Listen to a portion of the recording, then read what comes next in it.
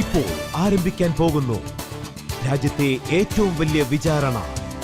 ആപ്കി അദാലത്ത് രജത് ശർമ്മയോടൊപ്പം.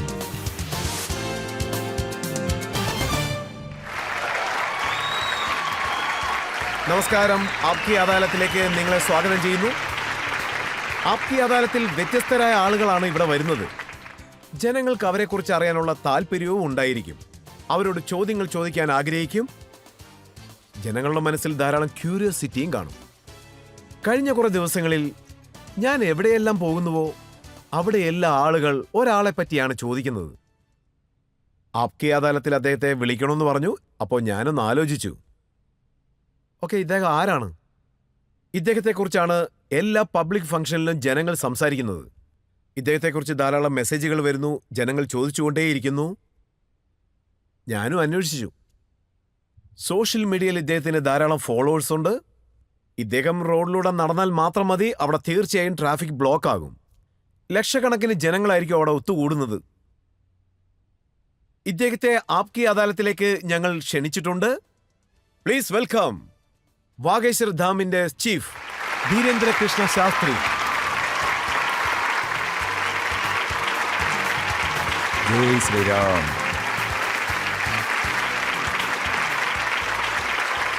വരൂ.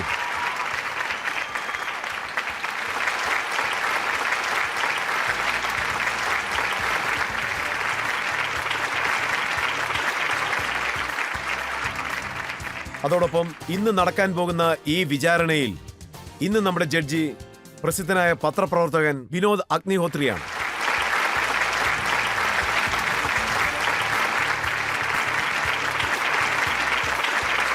ഇദ്ദേഹത്തിന്റെ മേലുള്ള കുറ്റാരോപണങ്ങൾ ചുമത്തി നമ്മൾ വിചാരണ തുടങ്ങുന്നതിന് മുൻപ് ഇന്നത്തെ ജഡ്ജി വിനോദ് അഗ്നിഹോത്രിയുടെ അനുവാദം ആവശ്യമുണ്ട്. വിചാരണ തുടങ്ങാമോ? അദാലത്തിന്റെ നടപടികൾ ആരംഭിക്കാവുന്നതാണ്. ഇദ്ദേഹത്തിന്റെ മേലുള്ള കുറ്റാരോപണങ്ങൾ ചുമത്തുന്നതിന് മുൻപ് ഇദ്ദേഹത്തിന്റെ ജീവിതയാത്ര നമുക്കൊന്ന് കണ്ടു നോക്കാം.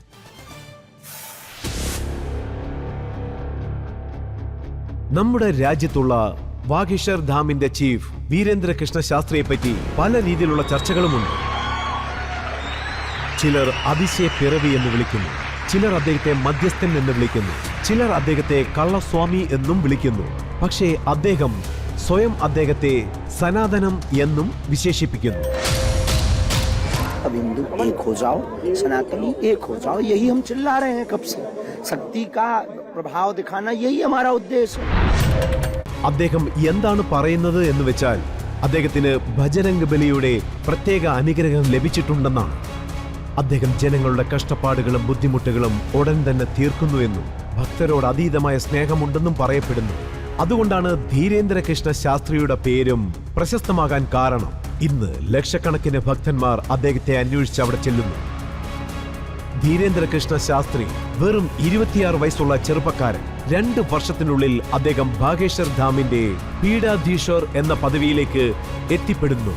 വലിയ വലിയ രാഷ്ട്രീയക്കാരും ഓഫീസർമാരും അദ്ദേഹത്തിന്റെ ദർബാറിലേക്ക് വന്നു പോകുന്നു.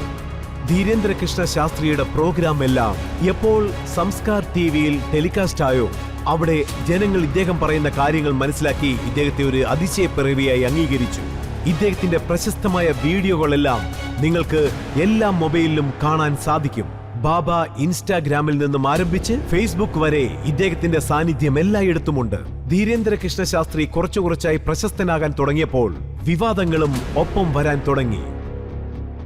അദ്ദേഹം ഉറപ്പിച്ച് പറയുന്ന കാര്യങ്ങൾ അദ്ദേഹം ഒരിക്കലും അദ്ദേഹത്തെ അന്വേഷിച്ചു വരുന്നവർ അടുത്തുനിന്നും പണം വസൂൽ ചെയ്യുന്നില്ല എന്നതാണ്. അദ്ദേഹത്തെ കാണാൻ വരുന്നവർ വെറും തേങ്ങ എടുത്തുകൊണ്ട് വന്നാൽ മാത്രം മതി, അവിടെ വന്ന് സങ്കടങ്ങൾ പറയാം.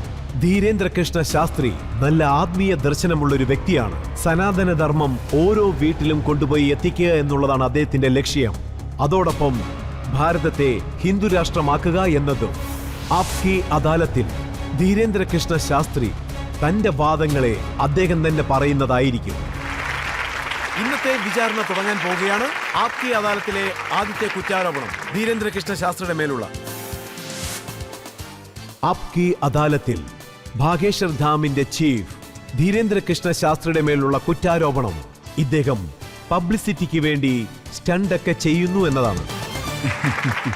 ശ്രീ ശാസ്ത്രി, പലരും എന്നോട് ഒന്ന് പറയാറുണ്ട് ആപ്കി അദാലത്തിൽ താങ്കളെ വിളിക്കണമെന്ന്.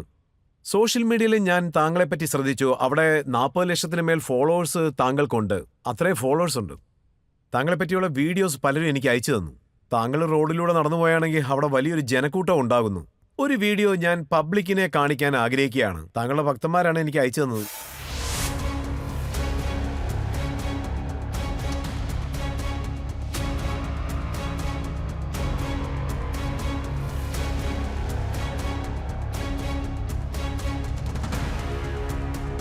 ഇപ്പോൾ താങ്കൾ പറയുക, ഇത്രയും ജനങ്ങൾ അവിടെ വന്നിരുന്നോ അതോ ഇത് വെറും പബ്ലിസിറ്റി സ്റ്റണ്ടാണോ? ജനങ്ങൾക്ക് അവരുടേതായ ഭാവനയുണ്ട്. അത് അവരവരുടെ നോട്ടം പോലെ ഇരിക്കും. ഒരു സ്ഥലത്ത് മാത്രമല്ല ഈ കൂട്ടം ചേരുന്നത്. ബാഗേശ്വർ ബാലാജിയുടെ ദർബാർ എവിടെയൊക്കെയാണോ നടക്കുന്നത്, ബാഗേശ്വർ ബാലാജിയുടെ കൃപ എവിടെ നിന്നാണോ കിട്ടുന്നത് അവിടെയൊക്കെ. ഇത് വളരെ കുറച്ചാണ്. ക്യാമറയിൽ അത്രേ കിട്ടിയിട്ടുള്ളൂ.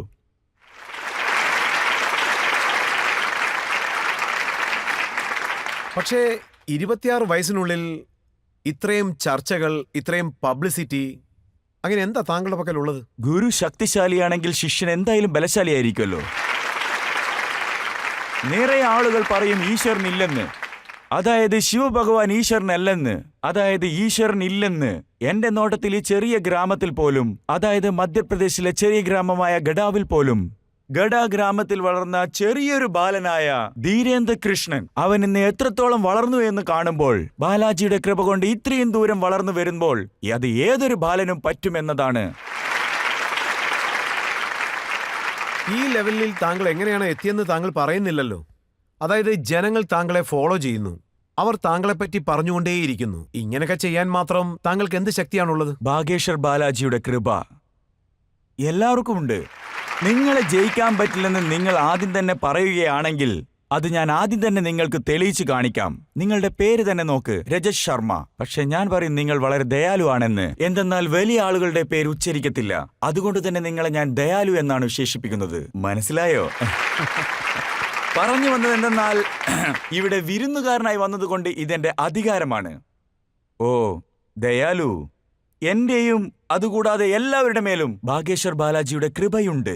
എങ്കിലും ഞാൻ എന്റെ ഗുരുദേവിന്റെ കാല് പിടിക്കുന്ന സേവ ചെയ്തുകൊണ്ടിരിക്കുന്നു. അതുകൊണ്ട് തന്നെ ഋഷിവര്യന്മാരുടെ സേവയുടെ കൃപ എനിക്ക് കിട്ടിയിട്ടുണ്ട്.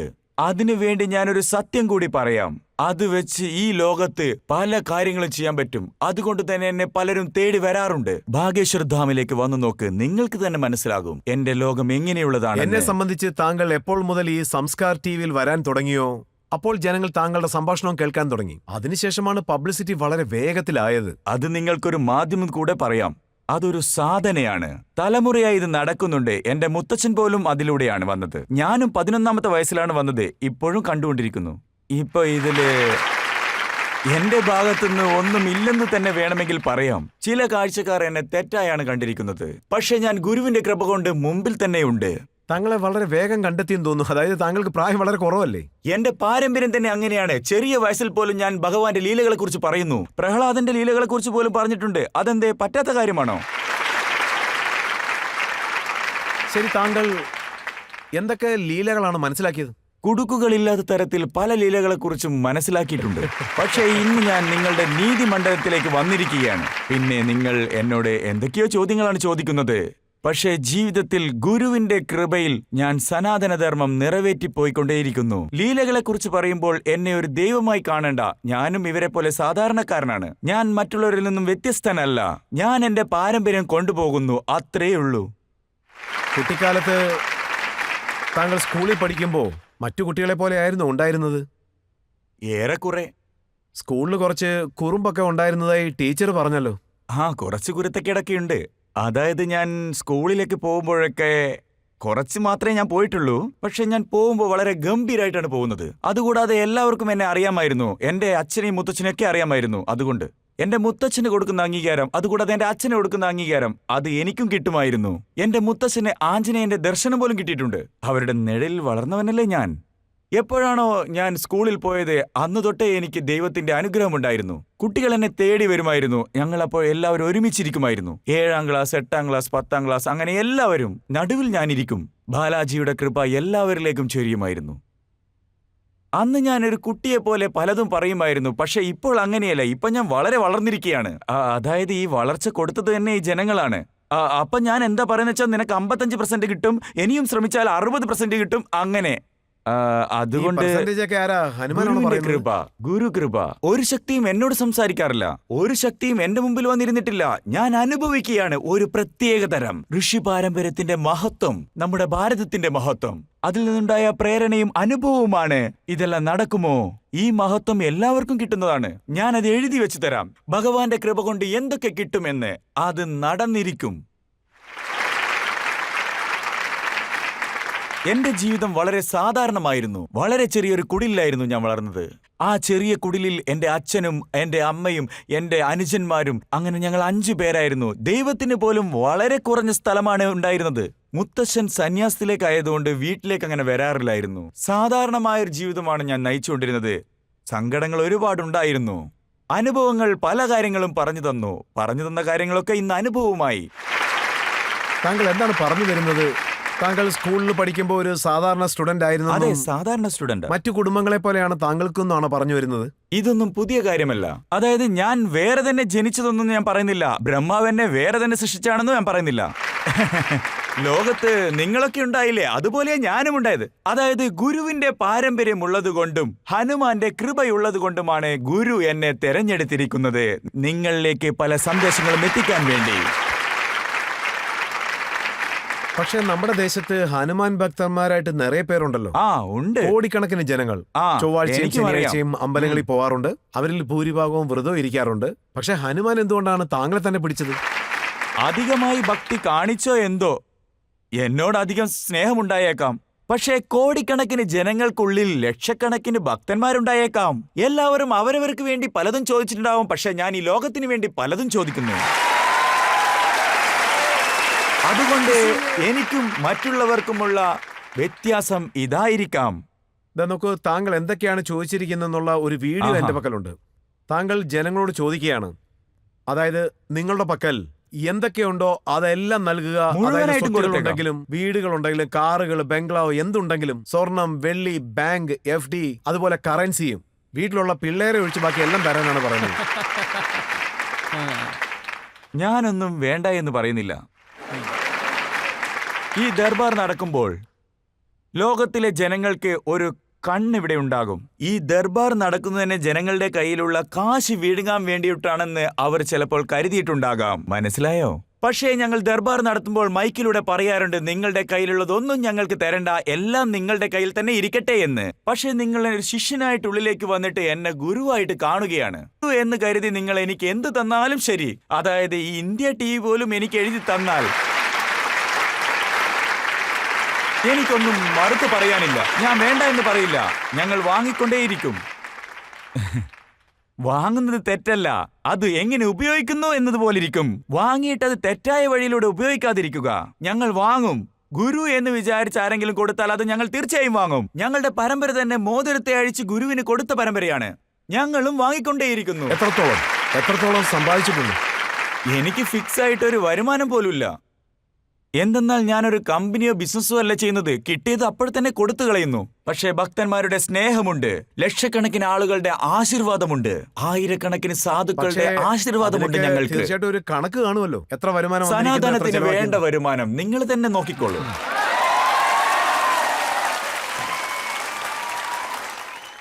താങ്കളെ പറ്റി ഇനിയും പറയുകയാണെങ്കിൽ, താങ്കൾ പബ്ലിസിറ്റിക്ക് വേണ്ടി സ്റ്റണ്ട് ചെയ്യുന്നു, അതുപോലെ പല കാര്യങ്ങളും സംസാരിക്കുന്നു.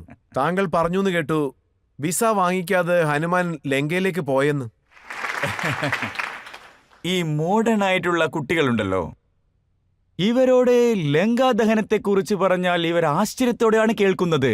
ഇവരുടെ മുത്തശ്ശന്മാർ പല കഥകളും പറഞ്ഞിട്ടുണ്ടാകാം. ഇവർ കുഴപ്പത്തിലായിരിക്കുകയാണ്. ഇവരോട് ആത്മീയപരമായിട്ട് പറഞ്ഞാൽ മാത്രമേ ഇവർക്ക് മനസ്സിലാവത്തുള്ളൂ. അതായത് രാവണൻ ഫോണിൽ സംസാരിച്ചെന്നാണ്. പ്രമാദമായിരിക്കുന്നു. ഇതാണ് പറയാൻ വന്നത്.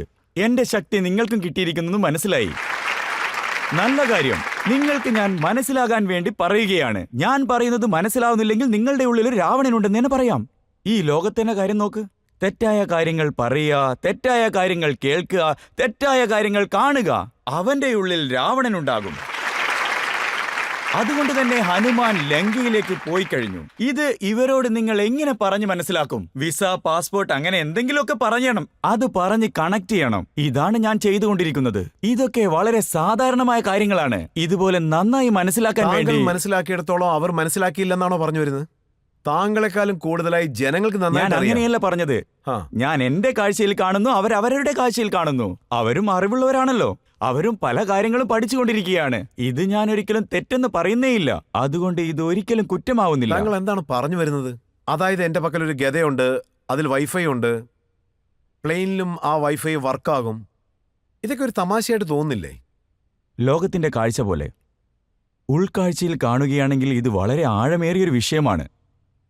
നിങ്ങൾ ഇത് വെറുതെ കാണുകയാണെങ്കിൽ ദാ നോക്കൂ, നിങ്ങൾ ഓരോരുത്തരുടെ കാഴ്ചയിലും വ്യത്യസ്തമായിരിക്കും ഇത്. ഇവിടെ നോക്ക്, എല്ലാവരും ദൈവത്തിന്റെ ലീലകളെപ്പറ്റി മാത്രമാണ് പറയുന്നത്. ഞാൻ മഹാഭാരതത്തിന്റെ കഥ തന്നെയല്ലേ പറയുന്നത്. ഓരോരുത്തരുടെ കാഴ്ചയും വ്യത്യസ്തമാണ്. അത് നിങ്ങൾ തമാശയായി കാണരുത്. ഭഗവാന്റെ കഥ നിങ്ങൾ കേൾക്കണം. നമ്മുടെ പൂർവികരുണ്ടല്ലോ, അവരുടെ പാരമ്പര്യത്തെ നിങ്ങൾ മനസ്സിലാക്കണം. അടുത്തിരുന്ന് നിങ്ങൾ ഈ കാര്യങ്ങളൊക്കെ മനസ്സിലാക്കിയാലുണ്ടല്ലോ, അച്ഛന്റെയും അമ്മയുടെയും വാക്കുകൾ നിങ്ങൾ കേട്ട് കഴിഞ്ഞാൽ ആ കുട്ടി ഒരിക്കലും തെറ്റിലേക്ക് പോവില്ല, നന്നായിട്ടേ വരുള്ളൂ. ശാസ്ത്രി സർ, താങ്കൾ പറഞ്ഞു വെച്ച് നോക്കുകയാണെങ്കിൽ അന്ധന്മാരുള്ള നാട്ടിൽ കണ്ണാടി വിൽക്കുന്നത് പോലെയുണ്ട്. അതുപോലൊരു കാര്യം എനിക്കില്ല. എന്റെ കണ്ടെത്തലുകൾ ഞാൻ തെളിയിച്ചു കാണിക്കാം. ഞാൻ വെറും വൈഫൈ എന്നല്ല പറയുന്നത്, അതിന്റെ മഹത്വം എന്താണെന്ന് പറയാം. എന്നെ അന്വേഷിച്ച് ദർബാറിലേക്ക് വരുന്നവരുടെ മഹത്വത്തെക്കുറിച്ച് ഞാൻ പറയാം. അപ്പൊ എന്താ സംഭവിക്കുന്നത്? ദൈവമില്ലെന്ന് വിശ്വസിക്കുന്നവൻ ആരൊക്കെയാണ് ഉള്ളിലേക്ക് വരുന്നത്? അവരെയൊക്കെ ദൈവമുണ്ടെന്ന് വിശ്വസിപ്പിക്കും. നോക്കൂ, താങ്കൾ ഈ പാമര ജനങ്ങൾക്ക് മനസ്സിലാക്കി കൊടുക്കണം. ഞാൻ തമാശയ്ക്ക് വേണ്ടിയാണ് ഇതൊക്കെ പറഞ്ഞത്. ഞാൻ അങ്ങനെ നിങ്ങൾ കളിക്കുമല്ലോ. കണ്ടാൽ മതിയെന്ന്. പിന്നെ എന്തിനു വേണ്ടി ഞാൻ താങ്കൾ വളരെ സൗഹൃദപരമായി സംസാരിക്കുമെന്ന് അവരോട് പറഞ്ഞിട്ടുണ്ട്, പല പ്രാവശ്യം പറഞ്ഞിട്ടുണ്ട്. ഞാൻ തമാശയായിട്ട് സംസാരിക്കുന്ന കാര്യങ്ങൾ നിങ്ങൾ സീരിയസ് ആയിട്ട് എടുത്താൽ അത് നിങ്ങളുടെ തെറ്റാണ്. അതായത് നിങ്ങൾ ടിക്കറ്റ് ഇല്ലാതെ ഒരു പ്രാവശ്യം ട്രെയിനിൽ വെച്ച് കുടുങ്ങിയില്ലേ? അതിനെപ്പറ്റി പറയട്ടെ. അതെ, തീർച്ചയായിട്ടും പറയണം. ടിക്കറ്റ് ഇല്ലാതെ കുടുങ്ങിപ്പോയി. പക്ഷെ അതേ TTRയുടെ കയ്യിൽ നിന്ന് 1500 രൂപ ഞാൻ വാങ്ങിച്ചിട്ടുണ്ട്. ഏത് TTRയുടെ കയ്യിൽ നിന്നാണോ കാശ് വാങ്ങിച്ചത് അവരോട് വൈഫൈയുടെ മഹത്വത്തെക്കുറിച്ച് പറഞ്ഞ് അവരുടെ അച്ഛനെ കുറിച്ച് വരെ പറഞ്ഞിട്ടാണ് ഞാൻ വന്നത്. മനസ്സിലായോ നിങ്ങൾക്ക്? ഇതുപോലെ എന്തെങ്കിലുമൊക്കെ സംസാരിച്ച് വലിയ ലീലകൾ കാണിക്കുന്നത് പോലെയാണ് താങ്കൾ ചെയ്യുന്നത്. ഹനുമാന്റെ അനുഗ്രഹം ഉണ്ടെന്ന് താങ്കൾ പറയുന്നു, അതുപോലെ ഭാവിയെക്കുറിച്ച് പ്രവചിക്കുമെന്ന് പറയുന്നു. പാവപ്പെട്ട ജനങ്ങൾ താങ്കളുടെ അടുത്ത് പറ്റിക്കപ്പെടുകയാണ്. ഞാൻ ഒരിക്കലും ലീലകളെക്കുറിച്ച് അറിയാമെന്ന് ആരോട് പറഞ്ഞിട്ടില്ല. ഈ നീതിമന്ത്രത്തെ മുൻനിർത്തി ഞാൻ പറയുകയാണ്, ഞാൻ എങ്ങനെയുള്ള കാര്യങ്ങൾ പറഞ്ഞിട്ടേയില്ല. ഞാൻ ദൈവവുമല്ല, മഹാത്മാവുമല്ല. ഞാനൊരു സാധാരണ മനുഷ്യനാണ്. പക്ഷേ ഞാൻ എന്റെ പൂർവികന്മാർ എനിക്ക് കൊടുത്ത ജ്ഞാനത്തെ വെച്ചാണ് എല്ലാവരുടെയും മുമ്പിൽ വന്ന് സംസാരിച്ചു കൊണ്ടിരിക്കുന്നത്. മഹർഷി വാൽമീകിയുടെ കഥകൾ പോലും ഞാൻ പറഞ്ഞു കൊടുത്തുകൊണ്ടിരിക്കുന്നത്. അതുകൊണ്ട് മാത്രമാണ് ജനങ്ങൾക്ക് എന്നോട് മതിപ്പുള്ളത്. എന്റെ കഥകളൊക്കെ കേട്ട് ജനങ്ങൾ ആത്മീയത്തിലേക്ക് വരുന്നുണ്ടെങ്കിൽ അത് അതിശയമെന്ന് തന്നെ പറയാം. ഇല്ലെങ്കിൽ നിങ്ങളുടെ മനസ്സിന് എന്താണോ തോന്നുന്നത് അങ്ങനെയും വേണമെങ്കിൽ എടുത്തേക്കാം. പക്ഷെ നമ്മുടെ രാജ്യത്ത് പലതരത്തിലുള്ള ആളുകളുണ്ട്. പാവപ്പെട്ടവർ, കഷ്ടപ്പെടുന്നവർ, അസുഖങ്ങൾ വന്ന് ബുദ്ധിമുട്ടുന്നവർ, ഡോക്ടറിനോടും ഹോസ്പിറ്റലിനോടുമുള്ള വിശ്വാസം നഷ്ടപ്പെടുന്നവർ. അവർ നിങ്ങളെ അന്വേഷിച്ചു വരുന്നു. ഇവിടെ ഒരു പരിഹാരം ലഭിക്കുമെന്ന് കരുതുന്നു. ചില കുട്ടികൾക്ക് സംസാരിക്കാൻ കഴിയില്ല, ചിലർക്ക് നടക്കാൻ കഴിയില്ല. അവർ ആത്മവിശ്വാസത്തോടെ താങ്കളെ അന്വേഷിച്ചു വരുന്നതായിട്ടാണ് ഞാൻ കേട്ടത്. തീർച്ചയായിട്ടും താങ്കളുടെ അരികിലേക്ക് വരികയാണെങ്കിൽ എല്ലാത്തിനും ഒരു പരിഹാരം ലഭിക്കുമെന്ന് അവർ കരുതുന്നു. അവർക്ക് കിട്ടുമല്ലോ. ആരാണോ വരുന്നത് വിശ്വാസത്തോടു കൂടിയാണോ വരുന്നത്? ജീവിതത്തിൽ അവർക്ക് പല പ്രശ്നങ്ങളുണ്ടായേക്കാം. ഡോക്ടർമാരോടുള്ള വിശ്വാസം, അല്ലെങ്കിൽ വേറെ എവിടെയെങ്കിലും പറ്റിക്കപ്പെടുക, അവർക്ക് എല്ലാം കിട്ടുമെന്ന് ഞാൻ പറയുന്നില്ല. പക്ഷേ എന്റെ ദർബാർ അന്വേഷിച്ച് വരുന്നവർ ഒരിക്കലും പറ്റിക്കപ്പെട്ട് തിരിച്ചു പോകത്തില്ല. എന്റെ അടുത്ത് വന്നു പോകുന്നുണ്ട്. അവർ എന്തായാലും സന്തോഷത്തോടെ ഇരിക്കുള്ളൂ. ഒരു വിശ്വാസത്തിൽ അവർ തിരിച്ചു പോവുകയാണെങ്കിൽ അതിൽ എന്താണ് തെറ്റുള്ളത്? ഒന്ന് പറഞ്ഞേ. പണം കൊടുക്കേണ്ടതില്ല, ദക്ഷിണ കൊടുക്കേണ്ടതില്ല, ഒന്നും ചെയ്യാതെ അവർ ഹനുമാനിലേക്ക് അലിയുകയാണെങ്കിൽ, ദൈവത്തിലേക്ക് അവർ അലിഞ്ഞു ചേരുകയാണെങ്കിൽ, 4 ദിവസം കൊണ്ട് നീ മരിക്കുമെന്നും പറഞ്ഞ് ഡോക്ടർ അയച്ചവൻ അവൻ ഇവിടെ വരികയാണെങ്കിൽ, ബാഗേഷ് വർദ്ധാനിലേക്ക് വരുമ്പോൾ തന്നെ അവന്റെ ഉള്ളിൽ ഒരു വിശ്വാസം ഉടലെടുക്കുകയാണ്. അവന്റെ മുഖത്തൊരു സന്തോഷം കാണുകയാണെങ്കിൽ അത് നിങ്ങൾ എന്തിനാണ് തെറ്റായിട്ട് എടുക്കുന്നത്? അങ്ങനെയല്ല, താങ്കളുടെ അടുത്തേക്ക് വന്ന പ്രശ്നങ്ങൾക്ക് ഒരു പരിഹാരം ലഭിക്കുകയാണെങ്കിൽ പിന്നെ എന്തിനു വേണ്ടിയാണ് താങ്കൾ ഒരു ക്യാൻസർ ഹോസ്പിറ്റലിൽ കെട്ടിക്കൊണ്ടിരിക്കുന്നത്? ഇതുതന്നെയാണ് ഞാൻ പറയുന്നത്. മരുന്നും ആശീർവാദവും രണ്ടും ആവശ്യമാണ്. ഞാൻ ഒരിക്കലും ഡോക്ടർമാർക്ക് എതിരല്ലല്ലോ. ഞാൻ ചോദിച്ച ഉടൻ തന്നെ നിങ്ങൾ മരുന്ന് ആഡ് ചെയ്ത് കഴിഞ്ഞു. അല്ല, ബാഗേഷ് വർദ്ധാനിലും ഹോസ്പിറ്റലുണ്ട്. അതും അമ്പലത്തിന് മുമ്പിലായി തന്നെ ഉണ്ട്. അവിടെ ഗ്രാമപഞ്ചായത്തും ഓഫീസും ഉണ്ട്. അവിടെ ആയുർവേദ മെഡിസിനും നിങ്ങൾക്ക് കിട്ടും. മരുന്ന് വാങ്ങി കുടിച്ചിട്ട് നിങ്ങൾക്ക് ഗുണമായില്ലെങ്കിൽ നേരെ നിങ്ങൾ എന്റെ ദർബാറിലേക്ക് വന്നോളൂ. അവിടെ അമ്പലമുണ്ട്. രണ്ടും ജോലി ചെയ്യാൻ നല്ലതല്ലേ? ഇത് ഞാൻ പറഞ്ഞതല്ല, ഡോക്ടർ തന്നെ പറഞ്ഞാണ്. ട്രീറ്റ്മെന്റ് കൊടുക്കും, ഓപ്പറേഷൻ ചെയ്യും, ബാക്കിയൊക്കെ ദൈവത്തിന്റെ കൈകളിലാണെന്നുള്ള മറ്റൊരു കാര്യം. പ്രധാനപ്പെട്ട കാര്യം, താങ്കൾ ഏത് ഫീൽഡിലാണോ ഉള്ളതോ അതുപോലെയുള്ള പലരും ഇവിടെയുണ്ട്. അതായത് പ്രവചനം നടത്തുന്നവർ, താങ്കളെ പോലെ അനുഗ്രഹിക്കുന്നവർ. ഋഷി പാരമ്പര്യത്തിലുള്ള പല ആളുകൾ ഇന്ത്യയിൽ ഇപ്പോഴുമുണ്ട്. അധികം ആളുകളെന്ന് പറയാൻ പറ്റില്ല, പക്ഷേ ഒരുപാട് പേർ ഇപ്പോഴുമുണ്ട്. ഞങ്ങളുടെ സ്ഥലത്ത് മാത്രമല്ല, പല സ്ഥലത്തായിട്ടുണ്ട്. ദൈവത്തിന്റെ അനുഗ്രഹം കൊണ്ട് എന്റെ സ്ഥലത്ത് എന്റെ ദർബാറാണുള്ളത്. അത് വളരെ വലുതുമാണ്. ഇനിയും വളരെ വലിയ വലിയ ആളുകൾ. ഞാൻ പറയട്ടെ, ലൗലേഷ് എന്നൊരു മഹാൻ ഉണ്ടായിരുന്നു. 20 വയസ്സായി. അദ്ദേഹവും ഇതുപോലെ പ്രവചിക്കാറുണ്ടായിരുന്നു, അനുഗ്രഹിക്കാറുണ്ടായിരുന്നു. ഇതുവരെ ഞാൻ അയാളെ കണ്ടിട്ടേയില്ല. അതുകൊണ്ട് തന്നെ അയാളെക്കുറിച്ച് ഇപ്പൊ എനിക്ക് സംസാരിക്കാൻ പറ്റില്ല. അതേക്കുറിച്ച് എന്നോട് ചോദിക്കണ്ട, ദൈവത്തിനോട് തന്നെ അദ്ദേഹം ചോദിക്കും. ഇപ്പോ റേപ്പ് കേസില് ജയിലിലാണ് ഉള്ളത്. എനിക്കറിയില്ല. ശരി, ഇതുപോലെയുള്ള പലരും താങ്കളുടെ ഏരിയയിലുണ്ടോ? ഞാൻ സർവേ എടുക്കാനൊന്നും ഇതുവരെ പോയിട്ടില്ല. നിങ്ങൾ പറയുകയാണെങ്കിൽ ഞാൻ പോയിട്ട് അന്വേഷിച്ചിട്ട് വരാം. എനിക്ക് ഒരു കാര്യം മാത്രമേ അറിയൂ. ഛത്തർപൂർ ജില്ലയിൽ ഒരു ബാഗേഷ് ബർദാമുണ്ട്. അവിടെ സന്യാസി വര്യന്മാരുടെ ഒരു പാരമ്പര്യ ദർബാറുണ്ട്. നിങ്ങളും വന്നോളൂ. സത്യം പറഞ്ഞാൽ നമ്മുടെ രാജ്യത്ത് ഇതുപോലുള്ള പലരും ചുറ്റിക്കറങ്ങുന്നുണ്ട്. ദൈവിക ശക്തി ഉള്ളതായി അവർ പറയുന്നു. ഒരാൾ ജയ്പൂരിലുണ്ട്. പല സിദ്ധികളും തനിക്ക് ലഭിച്ചതായി അദ്ദേഹം പറഞ്ഞുകൊണ്ടിരിക്കുന്നു.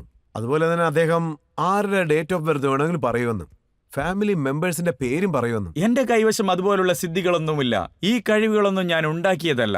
എന്റെ ഇഷ്ടദൈവം ഹനുമാന്റെ മേലെ എനിക്ക് വിശ്വാസമുണ്ട്. ഇതിൽ പരം എന്റെ കൈവശം ഒന്നും തന്നെയില്ല. ഞാൻ ഡേറ്റിനെ പറ്റി പറയില്ല, പേരിനെ കുറിച്ച് പറയില്ല. അവരുടെ അനുഗ്രഹത്താൽ എനിക്ക് ഇതൊക്കെ കിട്ടിയെങ്കിൽ നല്ല കാര്യം തന്നെയല്ലേ? ജനങ്ങൾ താങ്കളോട് ചോദ്യം ചോദിക്കാൻ ആഗ്രഹിക്കുന്നു. സാധാരണയായി സന്യാസി എന്ന് വെച്ചാലേ ഞങ്ങളുടെ മനസ്സിലൊരു ഇമേജ് ഉണ്ടായിരിക്കും. അതെന്താണെന്ന് വെച്ചാ അവര് വേറൊരു രീതിയിലായിരിക്കും ഉണ്ടായിരിക്കുക, പിന്നെ സിമ്പിളും ആയിരിക്കും. പക്ഷേ നിങ്ങളെ കാണുമ്പോൾ, നിങ്ങൾ വെച്ചിരിക്കുന്ന ഈ തൊപ്പിയൊക്കെ കാണുമ്പോൾ നിങ്ങൾ വളരെ കളർഫുള്ളാണ്. അതുകൊണ്ടാണ് ഞാൻ ഇങ്ങനെ വർണ്ണാഭമായ ചോദിച്ചത്. ഈ ലോകത്ത് നിങ്ങളും വർണ്ണാഭമായി തന്നെ ജീവിക്കണം. നല്ലത്, വളരെ നല്ലത്. റെയിൻബോ എന്ന 7 കളറുണ്ട് മൈ ഡിയർ സിസ്റ്റർ.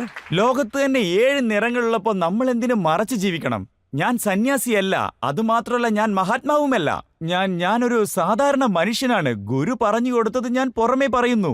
ഞാനും സാധാരണ മനുഷ്യനാണ്. എന്റെ സർനെയിം എന്താണെന്ന് ചോദിച്ചാൽ ഞാൻ ബ്രാഹ്മണ കുലത്തെ ചൂണ്ടിക്കാണിക്കുന്നു. അതുകൊണ്ട് തന്നെ ഞാൻ ബ്രാഹ്മണന്മാർ ഉപയോഗിക്കുന്ന വസ്ത്രം ഉപയോഗിക്കുന്നു. എന്റെ ഗുരുവിനെ വണങ്ങുന്നതുകൊണ്ട് അവരുപയോഗിക്കുന്നത് പോലുള്ള കാലടി ഞാൻ ഉപയോഗിക്കുന്നു. ഈ തൊപ്പി എനിക്ക് ഒരാൾ തന്നതാണ്. അതുപോലെ നിങ്ങൾ ഒരു തൊപ്പി തരികയാണെങ്കിൽ അതും ഞാൻ ഉപയോഗിക്കും സിസ്റ്റർ. നിങ്ങൾക്ക് ഇഷ്ടപ്പെട്ട ഒരു ഡ്രസ്സ് വന്നാൽ അതിടാനും ഞാൻ തയ്യാറാണ്. ഒരു വെബ്സൈറ്റിൽ വന്നിരുന്നു, താങ്കൾ ഈ തൊപ്പി ധരിക്കുന്നില്ലേ? ഈ തൊപ്പി തലയിൽ വെക്കുന്നവരുടെ അടുത്ത് നിന്നും ഗുരുദക്ഷിണ വാങ്ങിക്കുന്നെന്ന് കേട്ടു. താങ്കൾക്ക് ഈ ഡ്രസ്സൊക്കെ തരുന്നില്ലേ? അവരുടെ അടുത്തു നിന്നും താങ്കൾ കാശെല്ലാം അതുപോലെ ഒരാളെ വാങ്ങിക്കുന്നതായിട്ട് ഇതുവരെ കിട്ടിയിട്ടില്ല. അവനെയാണ് ഞാൻ അന്വേഷിച്ചുകൊണ്ടിരിക്കുന്നത്. എനിക്ക് ആരും ദക്ഷിണ തന്നിട്ടേയില്ല. തൊപ്പി ഇടാൻ വേണ്ടിയിട്ടും ഡ്രസ് ഇടാൻ വേണ്ടിയിട്ടും തന്നിട്ടേയില്ല. ഞാൻ റോഡിലൂടെ നടന്നു പോകുമ്പോൾ ആരെന്ത് തന്നാലും ഞാൻ അതിട്ടിട്ട് പോയിക്കൊണ്ടേയിരിക്കും. ഞാൻ വളരെ സാധാരണമായ ഒരാളാണ്. എന്റെ പരമ്പര പക്ഷേ ഇതുപോലത്തെ എങ്ങനെയാണോ ഡ്രസ്സൊക്കെ താങ്കൾക്ക് വളരെയധികം ഇഷ്ടമാണല്ലേ? ഒരുപാട് ഇഷ്ടമാണ്. ഇതിൽ എന്താണ് പ്രശ്നമുള്ളത്?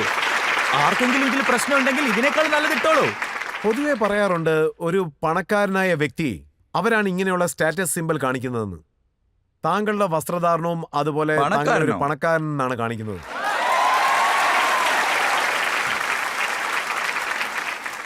ഇത് ജനങ്ങളുടെ ആഗ്രഹമാണ്. എന്റെ ജീവിതത്തെക്കുറിച്ച് പറയുകയാണെങ്കിൽ എനിക്ക് പണം പ്രധാനമല്ല, ധനം പ്രധാനമല്ല, സമ്മാനം പ്രിയമല്ല. എനിക്ക് ഹനുമാൻ സ്വാമിയെ ഇഷ്ടമാണ്. അവരുടെ ഭക്തനായതുകൊണ്ട് തന്നെ ഞാൻ ഇതേപോലുള്ള വസ്ത്രമാണ് ധരിക്കാറ്. അതുകൊണ്ട് തന്നെ ഹനുമാന്റെ ഭക്തന്മാർ എത്രത്തോളം പേരുണ്ടോ അവരൊക്കെ എപ്പോഴും പണക്കാരായി തന്നെയാണ് ഇരിക്കുന്നത്. ആർക്കാണോ ദൈവവിശ്വാസം ഇല്ലാത്തത് അവരാണ് കഷ്ടപ്പെടുക, നാശത്തിലേക്ക് പോവുക. ഹനുമാനെ ഞാൻ എന്റെ അച്ഛനെ പോലെ കാണുന്നു. അവരുടെ ഭക്തനാണ് ഞാൻ. അതുകൊണ്ട് തന്നെ ഞാൻ ഈ കളർ ഡ്രസ് എല്ലാം ഉപയോഗിക്കുന്നു. അദ്ദേഹം പോലും റെഡ് കളറിലാണുള്ളത്. അപ്പൊ എനിക്ക് ഈ കളർ ഉപയോഗിക്കാലോ. ഇപ്പൊ എനിക്കൊരു കാര്യം മനസ്സിലായി. ഇതുപോലത്തെ ഡയലോഗുകൾ സംസാരിച്ചാണ് താങ്കൾ ഇത്രയും പ്രസിദ്ധനായതെന്ന്. ഇപ്പോൾ ഒരു ചെറിയ ബ്രേക്ക് എടുക്കാം. ബ്രേക്കിന് ശേഷം ആപ്കി അദാലത്തിൽ വീരേന്ദ്രകൃഷ്ണ ശാസ്ത്രിയോട് നമുക്ക് ഇനിയും പല ചോദ്യങ്ങളും ചോദിക്കാം. ഞാൻ സനാതനധർമ്മത്തിൽ ഉറച്ചു വിശ്വസിക്കുന്നു. ഇത് ഞാൻ ധൈര്യത്തോടു കൂടി പറയും. ഇതുകൊണ്ട് തന്നെ മുസ്ലിംസിനെയോ ക്രിസ്ത്യൻസിനെയോ എനിക്ക് പേടിയേയില്ല. പിന്നെ ഹിന്ദുവായിരുന്നു കൊണ്ട് തന്നെ സനാതനധർമ്മത്തെക്കുറിച്ച് എതിരായി പറയുന്നുണ്ടല്ലോ, അവരെയും എനിക്ക് പേടിയില്ല. അവരോട് എനിക്ക് എതിർപ്പ് മാത്രമാണ്. ആപ്കി അദാലത്തിൽ ഇന്ന് നമ്മുടെ അതിഥി വാഗേശ്വർ പീഠത്തിന്റെ അധിപതി വീരേന്ദ്രകൃഷ്ണ ശാസ്ത്രി. ആപ്കി അദാലത്തിലെ അടുത്ത കുറ്റാരോപണം. ആപ്കി അദാലത്തിൽ ഭാഗേശ്വർ ധാമിന്റെ ചീഫ് ധീരേന്ദ്രകൃഷ്ണ ശാസ്ത്രിയുടെ മേലുള്ള കുറ്റാരോപണം. ഇദ്ദേഹം അനാഗരികമായ വാക്കുകൾ ഉപയോഗിക്കുന്നു. ശാസ്ത്രി സാർ, താങ്കളെ പലരും പീഠാധിപതി എന്ന് വിളിക്കുന്നു, മറ്റു ചിലർ ഗുരു എന്ന് വിളിക്കുന്നു, മഹാരാജാവെന്നും വിളിക്കുന്നു, എല്ലാവരും ബഹുമാനിക്കുന്നുണ്ട്. ചിലർ സന്യാസി എന്നും വിളിക്കുന്നു. പക്ഷേ താങ്കൾ അൺപാർലമെന്ററി വേർഡ്സ് ധാരാളമായി ഉപയോഗിക്കുന്നു. ഉദാഹരണം? പത്രക്കാരനെ നോക്കിക്കൊണ്ട് ഡ്രസ് ഊരി കളയുമെന്ന് താങ്കൾ പറയുന്നു. ഒരു സന്യാസി ഇങ്ങനെ ഒരിക്കലും സംസാരിക്കില്ല. ഒരു സന്യാസിയുടെ ഭാഷ ഇതല്ല. ബ്രാഹ്മണ സമൂഹത്തിനെ ക്രിട്ടിസൈസ് ചെയ്തിരിക്കുകയാണ്. അവരെപ്പറ്റി താങ്കൾ പറഞ്ഞത് വിഡ്ഢികൾ, തലയോടുകൊണ്ട് നടക്കുന്ന ഭിക്ഷക്കാരാണ്. ഇതൊക്കെ എന്ത് ഭാഷയാണ്? ജാതി നോക്കുന്ന ആളല്ല. അതാദ്യം തന്നെ ക്ലിയർ ചെയ്തേക്കാം. അതെന്താണ് മണ്ടയോട്? കുറച്ച് ഭാവനയോട് ചിന്തിക്കുമ്പോൾ പറയുന്ന വാക്കാണ് മണ്ടയോട്. അമ്മ വീട്ടിൽ വളരെ ടെൻഷനോടെ ഇരിക്കുമ്പോൾ കുട്ടി വന്ന് എന്തെങ്കിലും തെറ്റ് ചെയ്താൽ അമ്മ പറയും കുട്ടിയോട്, തെരുവിൽ മണ്ടയോട് പോയി ഭിക്ഷ എടുക്കേണ്ടി വരും, കേട്ടോടാ എന്ന്. ഇപ്പൊ എന്നെ തന്നെ എടുത്തു നോക്കൂ. ഞാനൊരു ഗ്രാമത്തിൽ വളർന്നൊരു സാധാരണ കുട്ടിയല്ലേ. അതുകൂടാതെ പഠിപ്പില്ലാത്തവൻ, ശരിയായിട്ട് പഠിച്ചത് പോലുമില്ല. അതുകൊണ്ട് ചെറിയ വയസ്സിൽ തന്നെ അമ്മ പറഞ്ഞ കാര്യങ്ങളൊക്കെ പഠിച്ചിട്ടല്ലേ ഞാൻ വളർന്നത്. അതുകൊണ്ട് തന്നെ എന്തെന്ന് വെച്ചാൽ ചില സമയത്ത് ചില കാര്യങ്ങൾ പലരും പറയുമ്പോൾ നമുക്ക് ചെറിയൊരു ദേഷ്യം വരും. അതുകൂടാതെ ഹിന്ദു ധർമ്മത്തെക്കുറിച്ച് പറയുമ്പോൾ ഒരു പ്രത്യേകതരം ദേഷ്യം വരും. അതെന്തെന്നാൽ ഗ്രാമത്തിൽ വളർന്നതുകൊണ്ട് അങ്ങനെയുള്ള വാക്കുകൾ വരും. അത് സ്വാഭാവികമല്ലേ. വലുതായി വേറൊന്നും പറയുന്നില്ലല്ലോ. ആരെങ്കിലും എന്റെ മുമ്പിൽ വന്ന് ദൈവത്തെക്കുറിച്ച് അല്ലാതെ പറഞ്ഞു കഴിഞ്ഞാൽ ഞാനെന്താ അവനെ കുമ്പിടണമോ? ഞാൻ സാമിയാന്ന് പറയുന്നതിൽ പിന്നെ എന്താ അർത്ഥമാണുള്ളത്? എനിക്കത് ചിന്തിക്കാൻ പറ്റില്ല. ദൈവത്തെ നിന്ദിക്കുന്നവൻ കഷ്ടപ്പെട്ടേ മരിക്കത്തുള്ളൂ. ശ്രീരാമന്റെ പേര് പറയുന്നവൻ സന്തോഷത്തോടുകൂടി ജീവിക്കും. ഇതാ നോക്കൂ, ഞാൻ ഗ്രാമത്തിൽ നിന്ന് വന്ന ആളാണ്, എനിക്ക് വിദ്യാഭ്യാസം കുറവാണ് എന്ന് പറഞ്ഞ് താങ്കൾ രക്ഷപ്പെടാൻ നോക്കിയാണ്. ഒരു പ്രാവശ്യം താങ്കൾ പറഞ്ഞത് ഇങ്ങനെയാണ്, എന്റെ മുന്നിൽ വരികയാണെങ്കിൽ നിന്നെ കൊന്നുകളയുമെന്ന്. പ്രമാദമായിരിക്കുന്നു. ഞാൻ തന്നെയാ പറഞ്ഞത്. എന്തെന്നാൽ ആ അതൊക്കെ തെറ്റല്ലേ? ആളുണ്ടല്ലോ, അയാൾ ഈ പുരാണ കഥ പറയുന്നവരെ ഭ്രാന്തന്മാരായിട്ടാണ് പറയുന്നത്. അവനെ കുറിച്ചാണ് നിങ്ങളിപ്പോ സംസാരിക്കുന്നത്. ഞാൻ പറയുന്നു, ചിലപ്പോൾ കഥ പറയുന്നവരെ ചിലർ പറ്റിക്കുന്നവരായിരിക്കാം. പക്ഷേ പേര് നീ പറയണം. പൊതുവായിട്ട് പറയാൻ പാടില്ല. ഇന്ത്യയിൽ ജഗദ്ഗുരു സ്വാമി രാമഭദ്രാചാര്യമുണ്ട്, മുരാരി ബാപ്പുവുമുണ്ട്, പൂജിതനായ മല്ലു പീറ്റ്സാരിയുമുണ്ട്. ഇവരെല്ലാം അത്ഭുതകാരികളുമാണ്. ഇവരെ ആരും ഇതുവരെ കുറച്ച് സംസാരിച്ചിട്ടില്ല. ശരി, ആരെങ്കിലും ഒരാൾ പറ്റിക്കുന്നവനായിരിക്കാം. ഒരു പത്രക്കാരൻ തെറ്റ് ചെയ്തെന്ന് കരുതി എല്ലാവരും തെറ്റാകുമോ? എല്ലാവരും കള്ളന്മാരാണെന്ന് പറഞ്ഞാൽ അത് എങ്ങനെയുണ്ടാകും? തെറ്റായ കാര്യം. ആ ആള് കഥ പറയുന്ന എല്ലാവരും ഭ്രാന്തരാണെന്ന് പറയുന്നു. അതുകൊണ്ടാണ് ഞാൻ പറയുന്നത്, അയാൾ എന്റെ മുമ്പിൽ വന്ന് നിന്നാൽ. അത് ശരിയാണ്, മഹാപുരുഷന്മാരെ ഇങ്ങനെയൊന്നും സംസാരിക്കാൻ പാടില്ല. കറക്റ്റ് അല്ലേ? വലിയ മഹാന്മാരൊന്നും ഇങ്ങനെയൊന്നും സംസാരിക്കാൻ പാടില്ല അല്ലേ? അവന് മനസ്സിലാവാൻ വേണ്ടിയിട്ടാണ് ഞാൻ അവനെ ഒന്ന് വിരട്ടിയത്.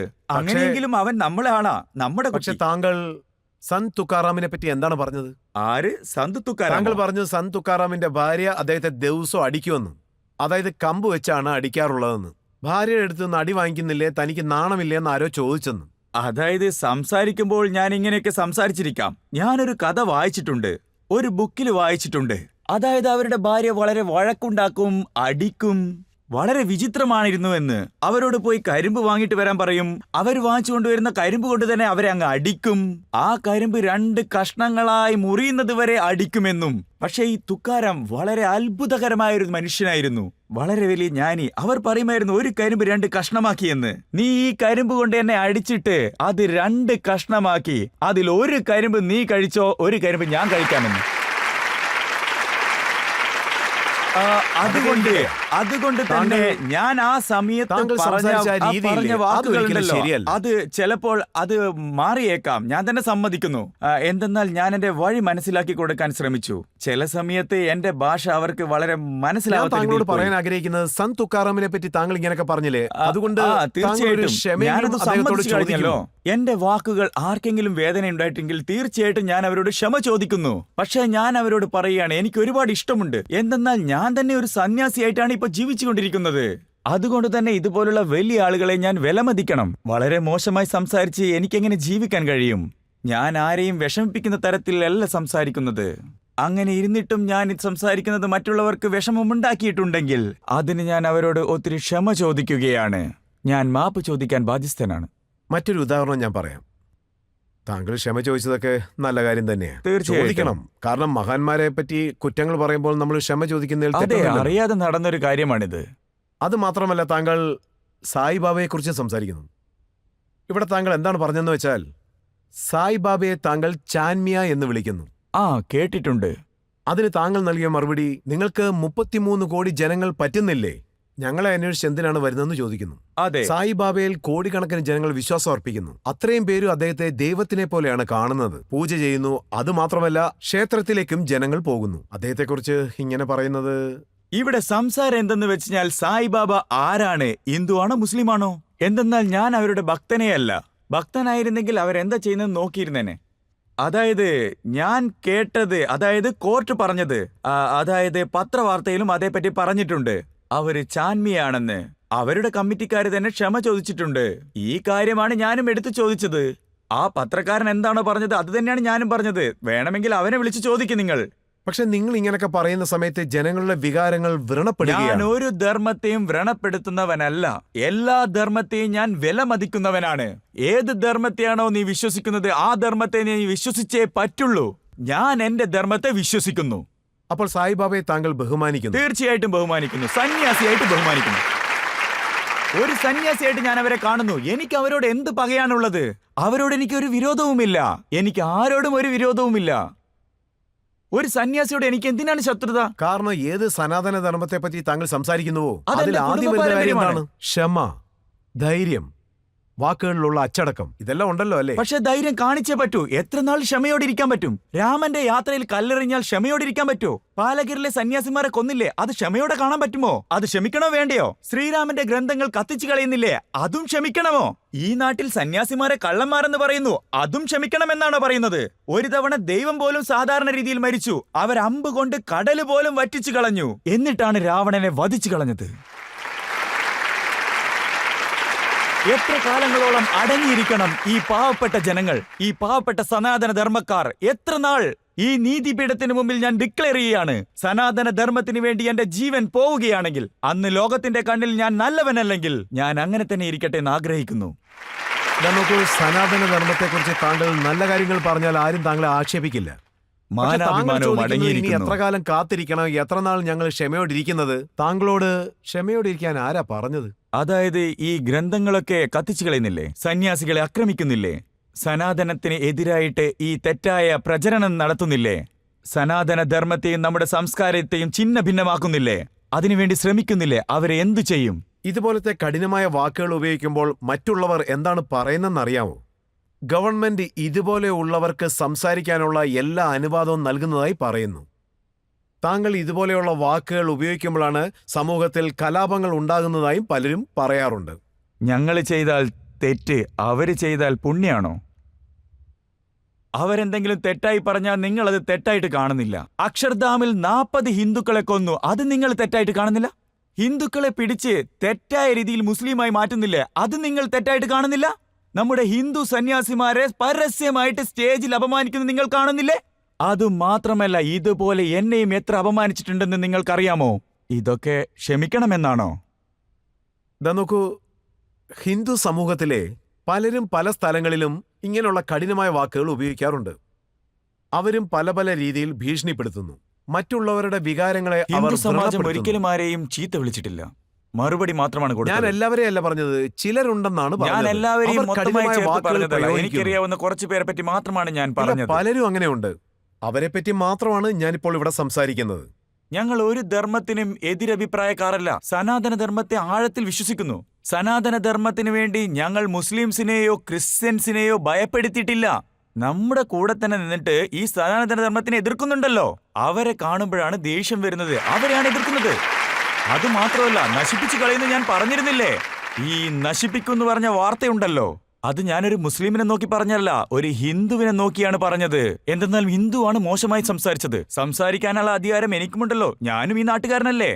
മുസ്ലിംസിനോട് താങ്കൾക്ക് എന്തെങ്കിലും പ്രശ്നമുണ്ടോ? ഒരിക്കലുമല്ല, ഒരുപാട് സ്നേഹിതരുണ്ട്. ഞാൻ കേട്ടത് താങ്കളുടെ സിസ്റ്ററിന്റെ കല്യാണം ഒരു മുസ്ലിമിന്റെ അടുത്ത് നിന്ന് കാശ് വാങ്ങിയാണ് താങ്കൾ ഒരുപാട് നടത്തിയത്. സ്നേഹിതന്മാരുണ്ട്. കഴിഞ്ഞ ആഴ്ച പോലും ഞാൻ കണ്ടതാണ് അവരെ. അവരോടൊപ്പം ചായ കുടിക്കും. ഏകദേശം 400-500 മുസ്ലിം കുടുംബങ്ങളെ എനിക്കറിയാം. ഞങ്ങൾ ഒരുമിച്ചായിരിക്കും. നമ്മുടെ ഭാരതത്തിലെ ഹിന്ദു മുസ്ലിങ്ങളുടെ ഹൃദയത്തിൽ തൊട്ട് പറയുകയാണെങ്കിൽ ഈ മീഡിയക്കാർ എന്ത് വേണമെങ്കിലും പറയാം. പക്ഷെ അവരുടെ മനസ്സിൽ രാമനും കൃഷ്ണനും ഉണ്ട്. ഞാൻ മനുഷ്യന്റെ അഭിമാനങ്ങളെ പൂജിക്കുന്ന ആളാണ്. മനുഷ്യത്വം മാത്രം നോക്കുന്നവൻ ജാതി നോക്കത്തില്ല, മതം പോലും നോക്കത്തില്ല. ഇത് സംബന്ധിച്ച് പല കുറ്റാരോപണങ്ങൾ ഇനിയുണ്ട്. നമുക്കൊരു ബ്രേക്ക് എടുക്കാം. ബ്രേക്കിന് ശേഷം ആപ്കി അദാലത്തിൽ ധീരേന്ദ്രകൃഷ്ണ ശാസ്ത്രിയോട് നമുക്ക് പല ചോദ്യങ്ങളും ചോദിക്കാം. മനസ്സ് പറയുന്നത് ഭക്തി കൂടിക്കൊണ്ടേയിരിക്കണമെന്ന. കൃഷ്ണനെ കാണുക, ഓടക്കുഴൽ വായിക്കുക, ഒരു ദിവസം ഹനുമാനെ പൂജിക്കാൻ തുടങ്ങുക, ആകാശത്തിലൂടെ നിങ്ങൾ പറക്കാൻ തുടങ്ങുന്നതായിരിക്കും.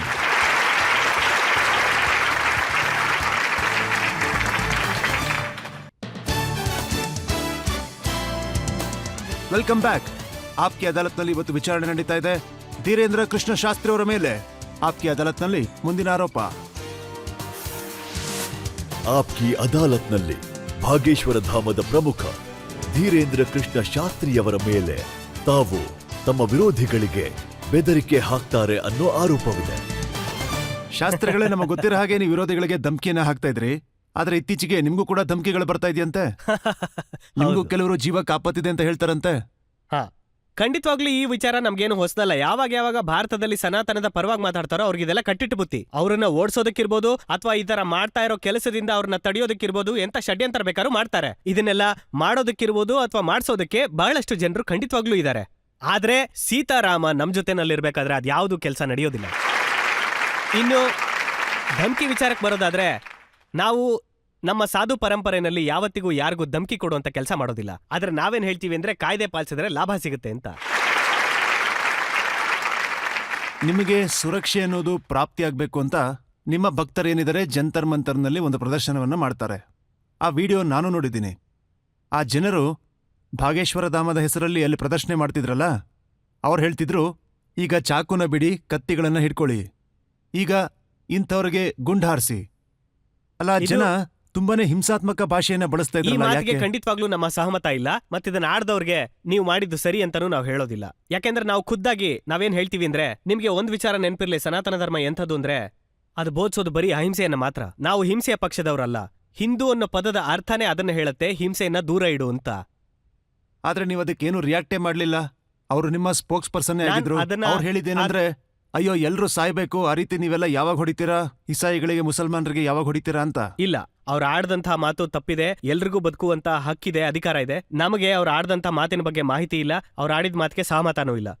ಈಗ ಆದ್ರೆ ನೀವು ನೀವು- ಮಾಹಿತಿ ಕೊಟ್ಟಿದ್ದೀನಲ್ಲ, ಇಲ್ಲ, ಬೇಕಾದ್ರೆ ವಿಡಿಯೋನು ಕಳಿಸ್ತೀನಿ, ನೀವೇ ಖುದ್ದಾಗಿ ಅದನ್ನ ನೋಡ್ಕೊಳ್ಳಿ. ಆಯ್ತು, ನಾವು ಖಂಡಿತವಾಗ್ಲೂ ಹೇಳ್ತೀವಿ, ಕಳಿಸ್ಕೊಡಿ, ನೋಡ್ತೀನಿ ನಾನು. ನಾವು ಯಾವುದೇ ಪಕ್ಷದವರಲ್ಲ. ನಾವು ಭಾರತದಲ್ಲಿ ತುಂಬಾ ಪ್ರೇಮದಿಂದ ಮತ್ತು ಅಹಿಂಸೆಯ ಒಂದು ರೂಪದಿಂದ ನಾವಿಲ್ಲಿ ಬಾಳ್ಬೇಕು ಅಂತ ಇದೀವಿ. ಅದಕ್ಕೋಸ್ಕರನೇ ನಾವಿದನ್ನ ಹಿಂದೂ ರಾಷ್ಟ್ರ ಅಂತೀವಿ. ಎಷ್ಟು ಕಲ್ಲು ಮನ್ಸ್ನವ್ರು ನೀವು ಬಂದ್ರೆ, ನೀವೇ ಖುದ್ದಾಗಿ ಒಂದ್ಸಲ ಹೇಳಿದ್ರಿ, ಇನ್ನು ಮುಂದೆ ಹಿಂದೂಗಳು ಆಯುಧಗಳನ್ನ ಹಿಡ್ಕೊಳ್ಳಿ ಮಾಲೆನೂ ಅಂತ. ಇರ್ಲಿ, ಆಯುಧನೂ ಇರ್ಲಿ. ಅದಂತೂ ನಮ್ಮ ದೇವಿ ದೇವತೆಗಳಲ್ಲಿ ಕೂಡ ಇದೆ. ಪ್ರತಿಯೊಬ್ಬ ದೇವಿ ದೇವತೆಗಳ ಕೈಯಲ್ಲಿ ಕೂಡ ಆಯುಧ ಇದೆ, ತ್ರಿಶೂಲ ಇದೆ. ಅದರಿಂದ ಏನಾದ್ರೂ ಆಪತ್ತಿದೆ ಅಂತನಾ, ಏನಾದ್ರೂ ತೊಂದರೆ ಅಂತನಾ? ನಮ್ಮ ಸುರಕ್ಷತೆ ನಮಗೆ ಮುಖ್ಯ. ಭಾರತೀಯ ಸಂವಿಧಾನದಲ್ಲಿ ಕೂಡ ಅದಕ್ಕೆ ಲೈಸೆನ್ಸ್ ಅಂತ ಹೇಳಿ ಒಂದು ಕೊಡ್ತಾರಲ್ವಾ, ಅದನ್ನು ತೆಗೆದಾಕ್ಬಿಡಿ. ಹಾಗಾದ್ರೆ ಆ ಆಯುಧ ಕೊಡುವಂತ ಲೈಸೆನ್ಸ್ ಏನಿದೆ ಅದೇನಕ್ಕೆ ಅಂದ್ರೆ ಆತ್ಮರಕ್ಷಣೆಗೋಸ್ಕರ. ಆತ್ಮರಕ್ಷಣೆಗೆ. ನಾವು ಕೂಡ ಆತ್ಮರಕ್ಷಣೆಗೋಸ್ಕರನೇ ಇಟ್ಕೊಂಡಿರೋದು. ಬಂದೂಕ್ ತಗೊಳ್ಳೋಷ್ಟು ದುಡ್ಡಿಲ್ವಲ್ಲ, ಬಡವ್ರಲ್ವಾ, ಅದಕ್ಕೋಸ್ಕರ ಅಷ್ಟೇನೆ.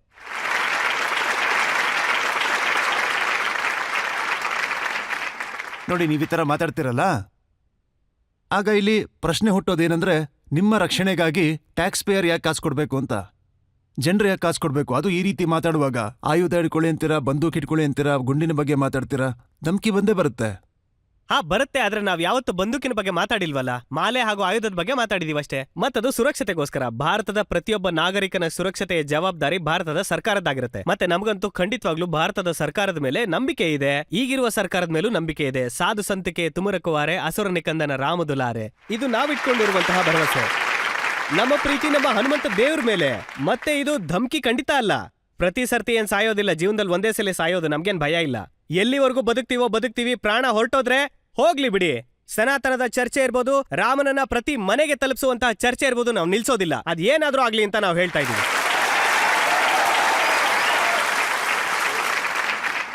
ಏನೋ ಒಂದು ಒಟ್ನಲ್ಲಿ ಭಯ ಇದೆ. ನೀವು ಹೇಳ್ತೀರಿ, ನಾನು ಈಗ ಬುಲ್ಡೋಸರ್ನ ಖರೀದಿ ಮಾಡ್ತೀನಿ, ಹಿಂದೂಗಳೇ ಎಲ್ಲ ಒಟ್ಟಾಗಿ ಕಲ್ಲು ಎಸೆಯೋರ್ ಮೇಲೆ ಬುಲ್ಡೋಸರ್ನ ಓಡಿಸಿ ಅಂತೀರಿ. ಇದು ಕೂಡ ನಾವು ಅಹಿಂಸೆಯ ಬಗ್ಗೆ ಮಾತಾಡಿರೋಂಥದ್ದು, ಅಹಿಂಸಾತ್ಮಕ ಮಾರ್ಗವಾಗಿ. ಬುಲ್ಡೋಸರ್ ಯಾವಾಗ ಅಹಿಂಸಾತ್ಮಕ ಮಾರ್ಗ ಆಯ್ತು? ವಾ, ಕನಿಷ್ಠ ಪಕ್ಷ ಒಂದು ಜಾಗೃತಿಯನ್ನು ಮೂಡಿಸೋದಕ್ಕೆ ಸಹಾಯ ಮಾಡುತ್ತೆ. ನಾವು ಹೇಳಿದ್ದೇನಂದ್ರೆ ರಾಮನ ಯಾತ್ರೆ ಮೇಲೆ ಯಾರಾದ್ರೂ ಕಲ್ಲನ್ನ ಎಸೆಯುವಂತ ಯೋಚನೆ ಮಾಡಿದ್ರೆ ಅವರಿಂದ ತಪ್ಪಿಸ್ಕೊಳ್ಳೋದಕ್ಕೆ ಬುಲ್ಡೋಸರ್ ತಗೊಳ್ಳಿ ಅಂತ. ಅಕಸ್ಮಾತ್ ಇದರಿಂದ ಯಾರಿಗಾದ್ರೂ ಬೇಜಾರಾಗಿದೆ, ಮನ್ಸಿಗೆ ನೋವಾಗಿದೆ ಅಂತಂದ್ರೆ ನೀವು ಕ್ರೇನನ್ನ ಖರೀದಿ ಮಾಡ್ಕೊಳ್ಳಿ, ನಮ್ಗೇನು ಬೇಜಾರಿಲ್ವಲ್ಲ, ನಾವ್ ಯಾರನ್ನ ತಡಿತಾನೂ ಇಲ್ವಲ್ಲ. ನೋಡಿ, ಮೊದ್ಲಿಗೆ ನಮ್ಮ ಹತ್ರ ಬುಲ್ಡೋಸರ್ ತಗೊಳ್ಳೋಷ್ಟು ಹಣ ಅಂತೂ ಇಲ್ಲ. ಆದ್ರೆ ಅಕಸ್ಮಾತ್ ಆಗಿ ನಿಮ್ಮಂತವ್ರು ಏನಾದ್ರೂ ಸಹಾಯ ಮಾಡಿದ್ರೆ ಖಂಡಿತವಾಗ್ಲೂ ತಗೊಳ್ತೀವಿ. ಈ ತರ ಡೈಲಾಗ್ ಹೊಡೆಯೋದು ಚೆನ್ನಾಗಿರುತ್ತೆ, ಡೈಲಾಗ್ ಅಲ್ಲ, ಜನ್ರಿಗೂ ಇದು ಅದು ಇಷ್ಟ ಆಗುತ್ತೆ. ಆದ್ರೆ ಗುರುವಿನ ಪರಂಪರೆಗೆ ಆದ್ರೆ ಅನುಸಾರವಾಗಿ ಯಾರಿಗೂ- ನಾವು ಒಂದು ಮಾತು ಹೇಳ್ತಿದೀವಿ ಅಷ್ಟೇ, ಜನರನ್ನ ಎಬ್ಬಿಸ್ತಾ ಇದೀವಿ ಇವರು ಅಷ್ಟೇ. ಎಂತ ಗುರುಗಳು, ಇವರ ಪರಂಪರೆಯಲ್ಲಿ ಕೆಲವು ಸಲ ಆಯುಧ, ಕೆಲವು ಸಲ ಬುಲ್ಡೋಸರ್ ಅಂತಾರಲ್ಲ, ಇದು ಯಾವ ರೀತಿ ಇದು ಅಹಿಂಸಾತ್ಮಕ ನಮ್ಮ ಮಾರ್ಗ ಋಷಿಗಳ ಆಗುತ್ತೆ? ಪರಂಪರೆ. ಇದು ಭಗವಂತ ರಾಮನ ಪರಂಪರೆ ಆಗಿದೆ. ಭಗವಂತ ಧನುಷ್ಮಾನ್ ರಾಮನ ರಾಮನ ಪರಂಪರೆ. ಬುಲ್ಡೋಸರ್ ಇತ್ತಾ? ಭಗವಂತ ರಾಮ ಧನಸ್ಸನ್ನು ಉಪಯೋಗಿಸ್ತಾ ಇದ್ದ. ಈಗ ಟೆಕ್ನಾಲಜಿ ಜಾಸ್ತಿ ಆಗಿದೆ, ನಾವು ಕೂಡ ಟೆಕ್ನಾಲಜಿಯನ್ನ ಬಳಸ್ಕೊಳ್ತಾ ಇದೀವಿ. ಪರಿವರ್ತನೆ ಪ್ರಕೃತಿಯ ನಿಯಮ. ಏನ್ ಮಾಡ್ತೀರಾ ಬುಲ್ಡೋಸರ್ ಇಂದ? ಆತ್ಮರಕ್ಷಣೆ. ಮನೆಯಿಂದ ಹೊರಗಡೆ ನಿಲ್ಸಿರ್ತೀವಿ, ನೋಡಪ್ಪ ನೀನ್ ಬಂದ್ರೆ ನೋಡಿ ಇದಾಗತ್ತೆ ಅಂತ. ನೋಡಿ, ಬಂದೂಕು ನಮ್ಮ ಸೈನಿಕರ ಹತ್ರ ಇರುತ್ತೆ, ಆದ್ರೆ ಅವ್ರು ಬಳಸೋದು ಯಾವಾಗ ತುಂಬಾ ಕಡಿಮೆ ಸಲ ಬಳಸ್ತಾರೆ ಅಲ್ವಾ, ಅದು ಬರೀ ತೋರ್ಸೋದಕ್ಕಷ್ಟೇ. ನೋಡಪ್ಪ ನಮ್ಮ ಹತ್ರ ನೋಡಿ, ಇದಿದೆ ನೀವು ಈ ಅಂತ. ತರ ಮಾತಾಡ್ತಿದ್ದೀರಲ್ಲ, ಅಂದ್ರೆ ಸೈನಿಕರ ಹತ್ರನೂ ಬಂದೂಕಿರುತ್ತೆ, ಬಾರ್ಡ್ರಲ್ಲಿ ರಕ್ಷಣೆ ಮಾಡ್ತಾರಲ್ಲ ಅವ್ರ ಹತ್ರ ಬಂದೂಕಿರುತ್ತೆ, ನಮ್ಮ ಹತ್ರ ಯಾಕಿರಲ್ಲ ಅಂತ.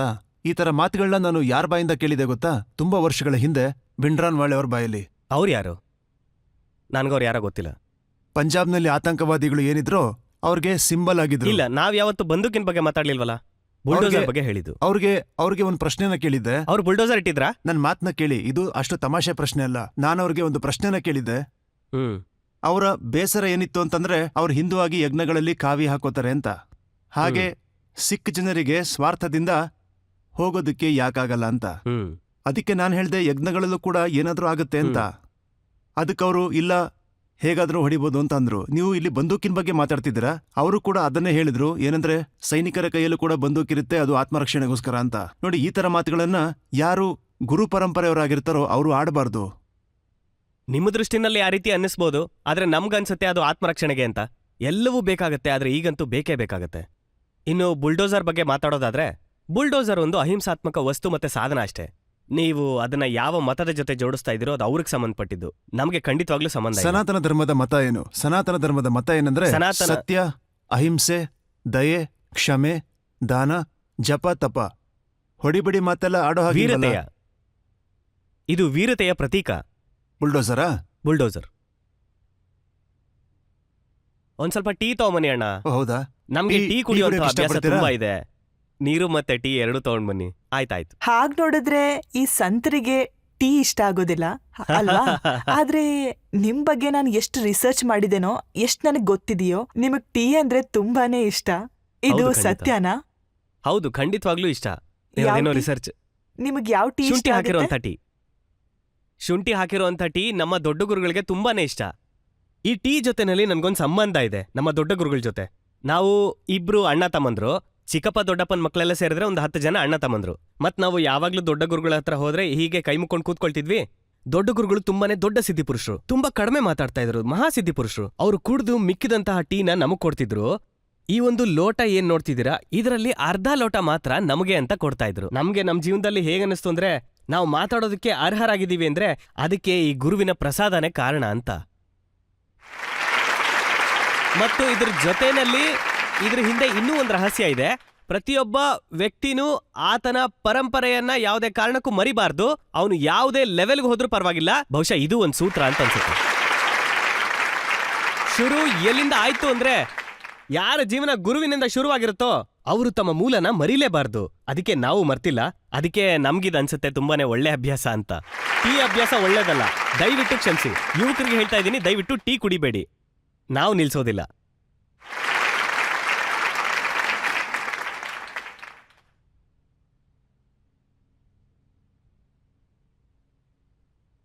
ಮತ್ತು ನಮ್ಮ ದೊಡ್ಡ ಗುರುಗಳಂತೂ ಒಂದು ಶ್ಲೋಕ ಕೂಡ ಮಾಡಿದ್ರು. ಹ್ಞೂ ಅಂದ್ರೆ ಹೇಳ್ತೀನಿ. ಟೀ ಮೇಲೆ ಟೀ ಒಂದು ಶ್ಲೋಕನೇ ಕುರಿತಾದಂತಹ ಇದೆ. ಒಂದು ಶ್ಲೋಕ. ನೀವಂತೂ ಕೇಳಿಸ್ಕೊಂಡಿರಲ್ಲ, ಒಂದ್ಸಲ ಕೇಳಿಸ್ಕೊಳ್ಳಿ. ಕೆಟಲ್ ಗರ್ಭ ಸಂಭೂತೆ ಸಕ್ಕರೆ ಚಾಪುಡಿ ಮಿಶ್ರಿತೆ ಲೋಟದ ಮಧ್ಯೆ ವಿರಾಜಿಸುವವಳೇ ದೇವಿ ಓಂ ಚಾಯ್ ಚಂಡಿಕಾಯ ನಮಃ ನಮಃ. ಮತ್ತೆ ಬರೀ ಇಷ್ಟೇ ಅಲ್ಲ, ಟೀ ಮತ್ತು ಅದರಲ್ಲಿರೋ ಪ್ರೀತಿ ಎರಡು ಮುಖ್ಯ ತುಂಬಾ ಜೀವನದಲ್ಲಿ. ಟೀ ನಮಗ್ ತುಂಬಾನೇ ಮುಖ್ಯ. ಯಾಕೆಂದ್ರೆ ನಾವು ಟೀ ಕುಡ್ದಾಗ್ಲೆಲ್ಲ ನಮ್ಮ ಗುರುಗಳು ನಮಗ್ ನೆನಪಾಗ್ತಾರೆ, ಮತ್ತೆ ಈಶ್ವರನ ನೆನಪಾಗುತ್ತೆ. ಹಾಗಿದ್ದಾಗ ಕೆಟ್ಟ ವಸ್ತುನು ಒಳ್ಳೇದೇ ಅಲ್ವಾ? ಇನ್ನು ಪ್ರೀತಿ, ಭಗವಂತನ ಸಾಕ್ಷಾತ್ಕಾರ ಮಾಡ್ಕೋಬೇಕು ಅನ್ನೋ ಪ್ರೀತಿ ಜೀವನದಲ್ಲಿ ಅತಿ ಮುಖ್ಯವಾದದ್ದು. ಯಾರಿಗೆ ಈಶ್ವರನ ಸಾಕ್ಷಾತ್ಕಾರ ಬೇಕು ಅನ್ಸುತ್ತೋ ಆತ ಜೀವನದಲ್ಲಿ ನಂಬರ್ 1 ಆಗಿರ್ತಾನೆ. ಹಣ ಮತ್ತೆ ಇನ್ನೊಂದು ಬರ್ತಾ ಇರತ್ತೆ ಹೋಗ್ತಿರತ್ತೆ. ಬೇಕು ಅಂತ ಅನ್ಸಿದ್ದಕ್ಕೆ ರೂಪಾಯಿನ ನಾಣ್ಯದ ರೂಪದಲ್ಲಿ ತಂದ್ರು, ಆಮೇಲೆ ಅದನ್ನ ನೋಟಿನ ರೂಪಕ್ಕೆ ರೂಪಾಂತರಿಸಿದ್ರು. ಬೇಕಾದ್ರೆ ಆ ನೋಟುಗಳನ್ನ ಉಪಯೋಗಿಸ್ಕೊಂಡು ಕೋಟಿಗಳನ್ನ ಮಾಡಬಹುದು, ಬೇಕಾದ್ರೆ ಆ ಕೋಟಿಗಳನ್ನ ಉಪಯೋಗಿಸ್ಕೊಂಡು ಗಾಡಿಗಳನ್ನ ತಗೋಬಹುದು, ಬೇಕಾದ್ರೆ ಆ ಗಾಡಿಗಳನ್ನ ಉಪಯೋಗಿಸ್ಕೊಂಡು ನೀವು ಹೋಟೆಲ್ಗಳಿಗೆ ಹೋಗ್ಬೋದು, ಬೇಕಾದ್ರೆ ಹೋಟೆಲ್ಗಳಿಗೆ ಹೋಗಿ ಬಾಟಲ್ಗಳನ್ನ ತೆಗಿಬಹುದು. ಈ ಬೇಕು ಅನ್ನೋದು ಏನನ್ನೆಲ್ಲ ಮಾಡಿಸುತ್ತಲ್ವಾ? ಬೇಕಾದ್ರೆ ಗಾಡಿಗಳನ್ನ ಉಪಯೋಗಿಸ್ಕೊಂಡು ಹೋಟೆಲ್ಗಳಿಗೆ ಹೋಗ್ತಾ ಇರಿ, ಹೋಟೆಲ್ಗಳಿಗೆ ಹೋಗಿ ಬಾಟಲ್ಗಳನ್ನ ತೆಗಿತಾ ಇರಿ. ಈ ಬೇಕು ಅನ್ನೋದು ಏನನ್ನೆಲ್ಲ ಮಾಡುತ್ತೆ, ಮಾಡಿಸುತ್ತೆ. ಬೇಕು ಅನ್ನೋ ಒಂದ್ ಆಸೆ ಇದ್ರೆ ಏನನ್ ಬೇಕಾದ್ರೂ ಮಾಡ್ಬೋದು. ಬೇಕು ಅನ್ಕೊಂಡ್ರೆ ಜೀವನವನ್ನ ರಸಭರಿತ ಕೂಡ ಮಾಡ್ಕೋಬಹುದು. ಒಂದು ಕಾಳು ಅಕ್ಕಿ ಇಲ್ಲಿ ಅಕ್ಷಯವಾದ ಕಥೆನೂ ಇದೆ. ಹರಿಯನ ಪ್ರಾರ್ಥನೆ ಮಾಡಿದಾಗ ಹರ ಕೂಡ ಪ್ರತ್ಯಕ್ಷನಾಗಿದ್ದಾನೆ. ಮತ್ತೆ ನಮ್ಗೆ ಬೇಕಾಗಿರೋದು ಒಂದೇ ವಿಚಾರ, ಅದೇ ವಿಚಾರ ಹನುಮಂತನಿಗೂ ಬೇಕು ಅಂದ್ರೆ ನಮಗ್ ಬೇರೇನು ಬೇಡವೇ ಬೇಡ.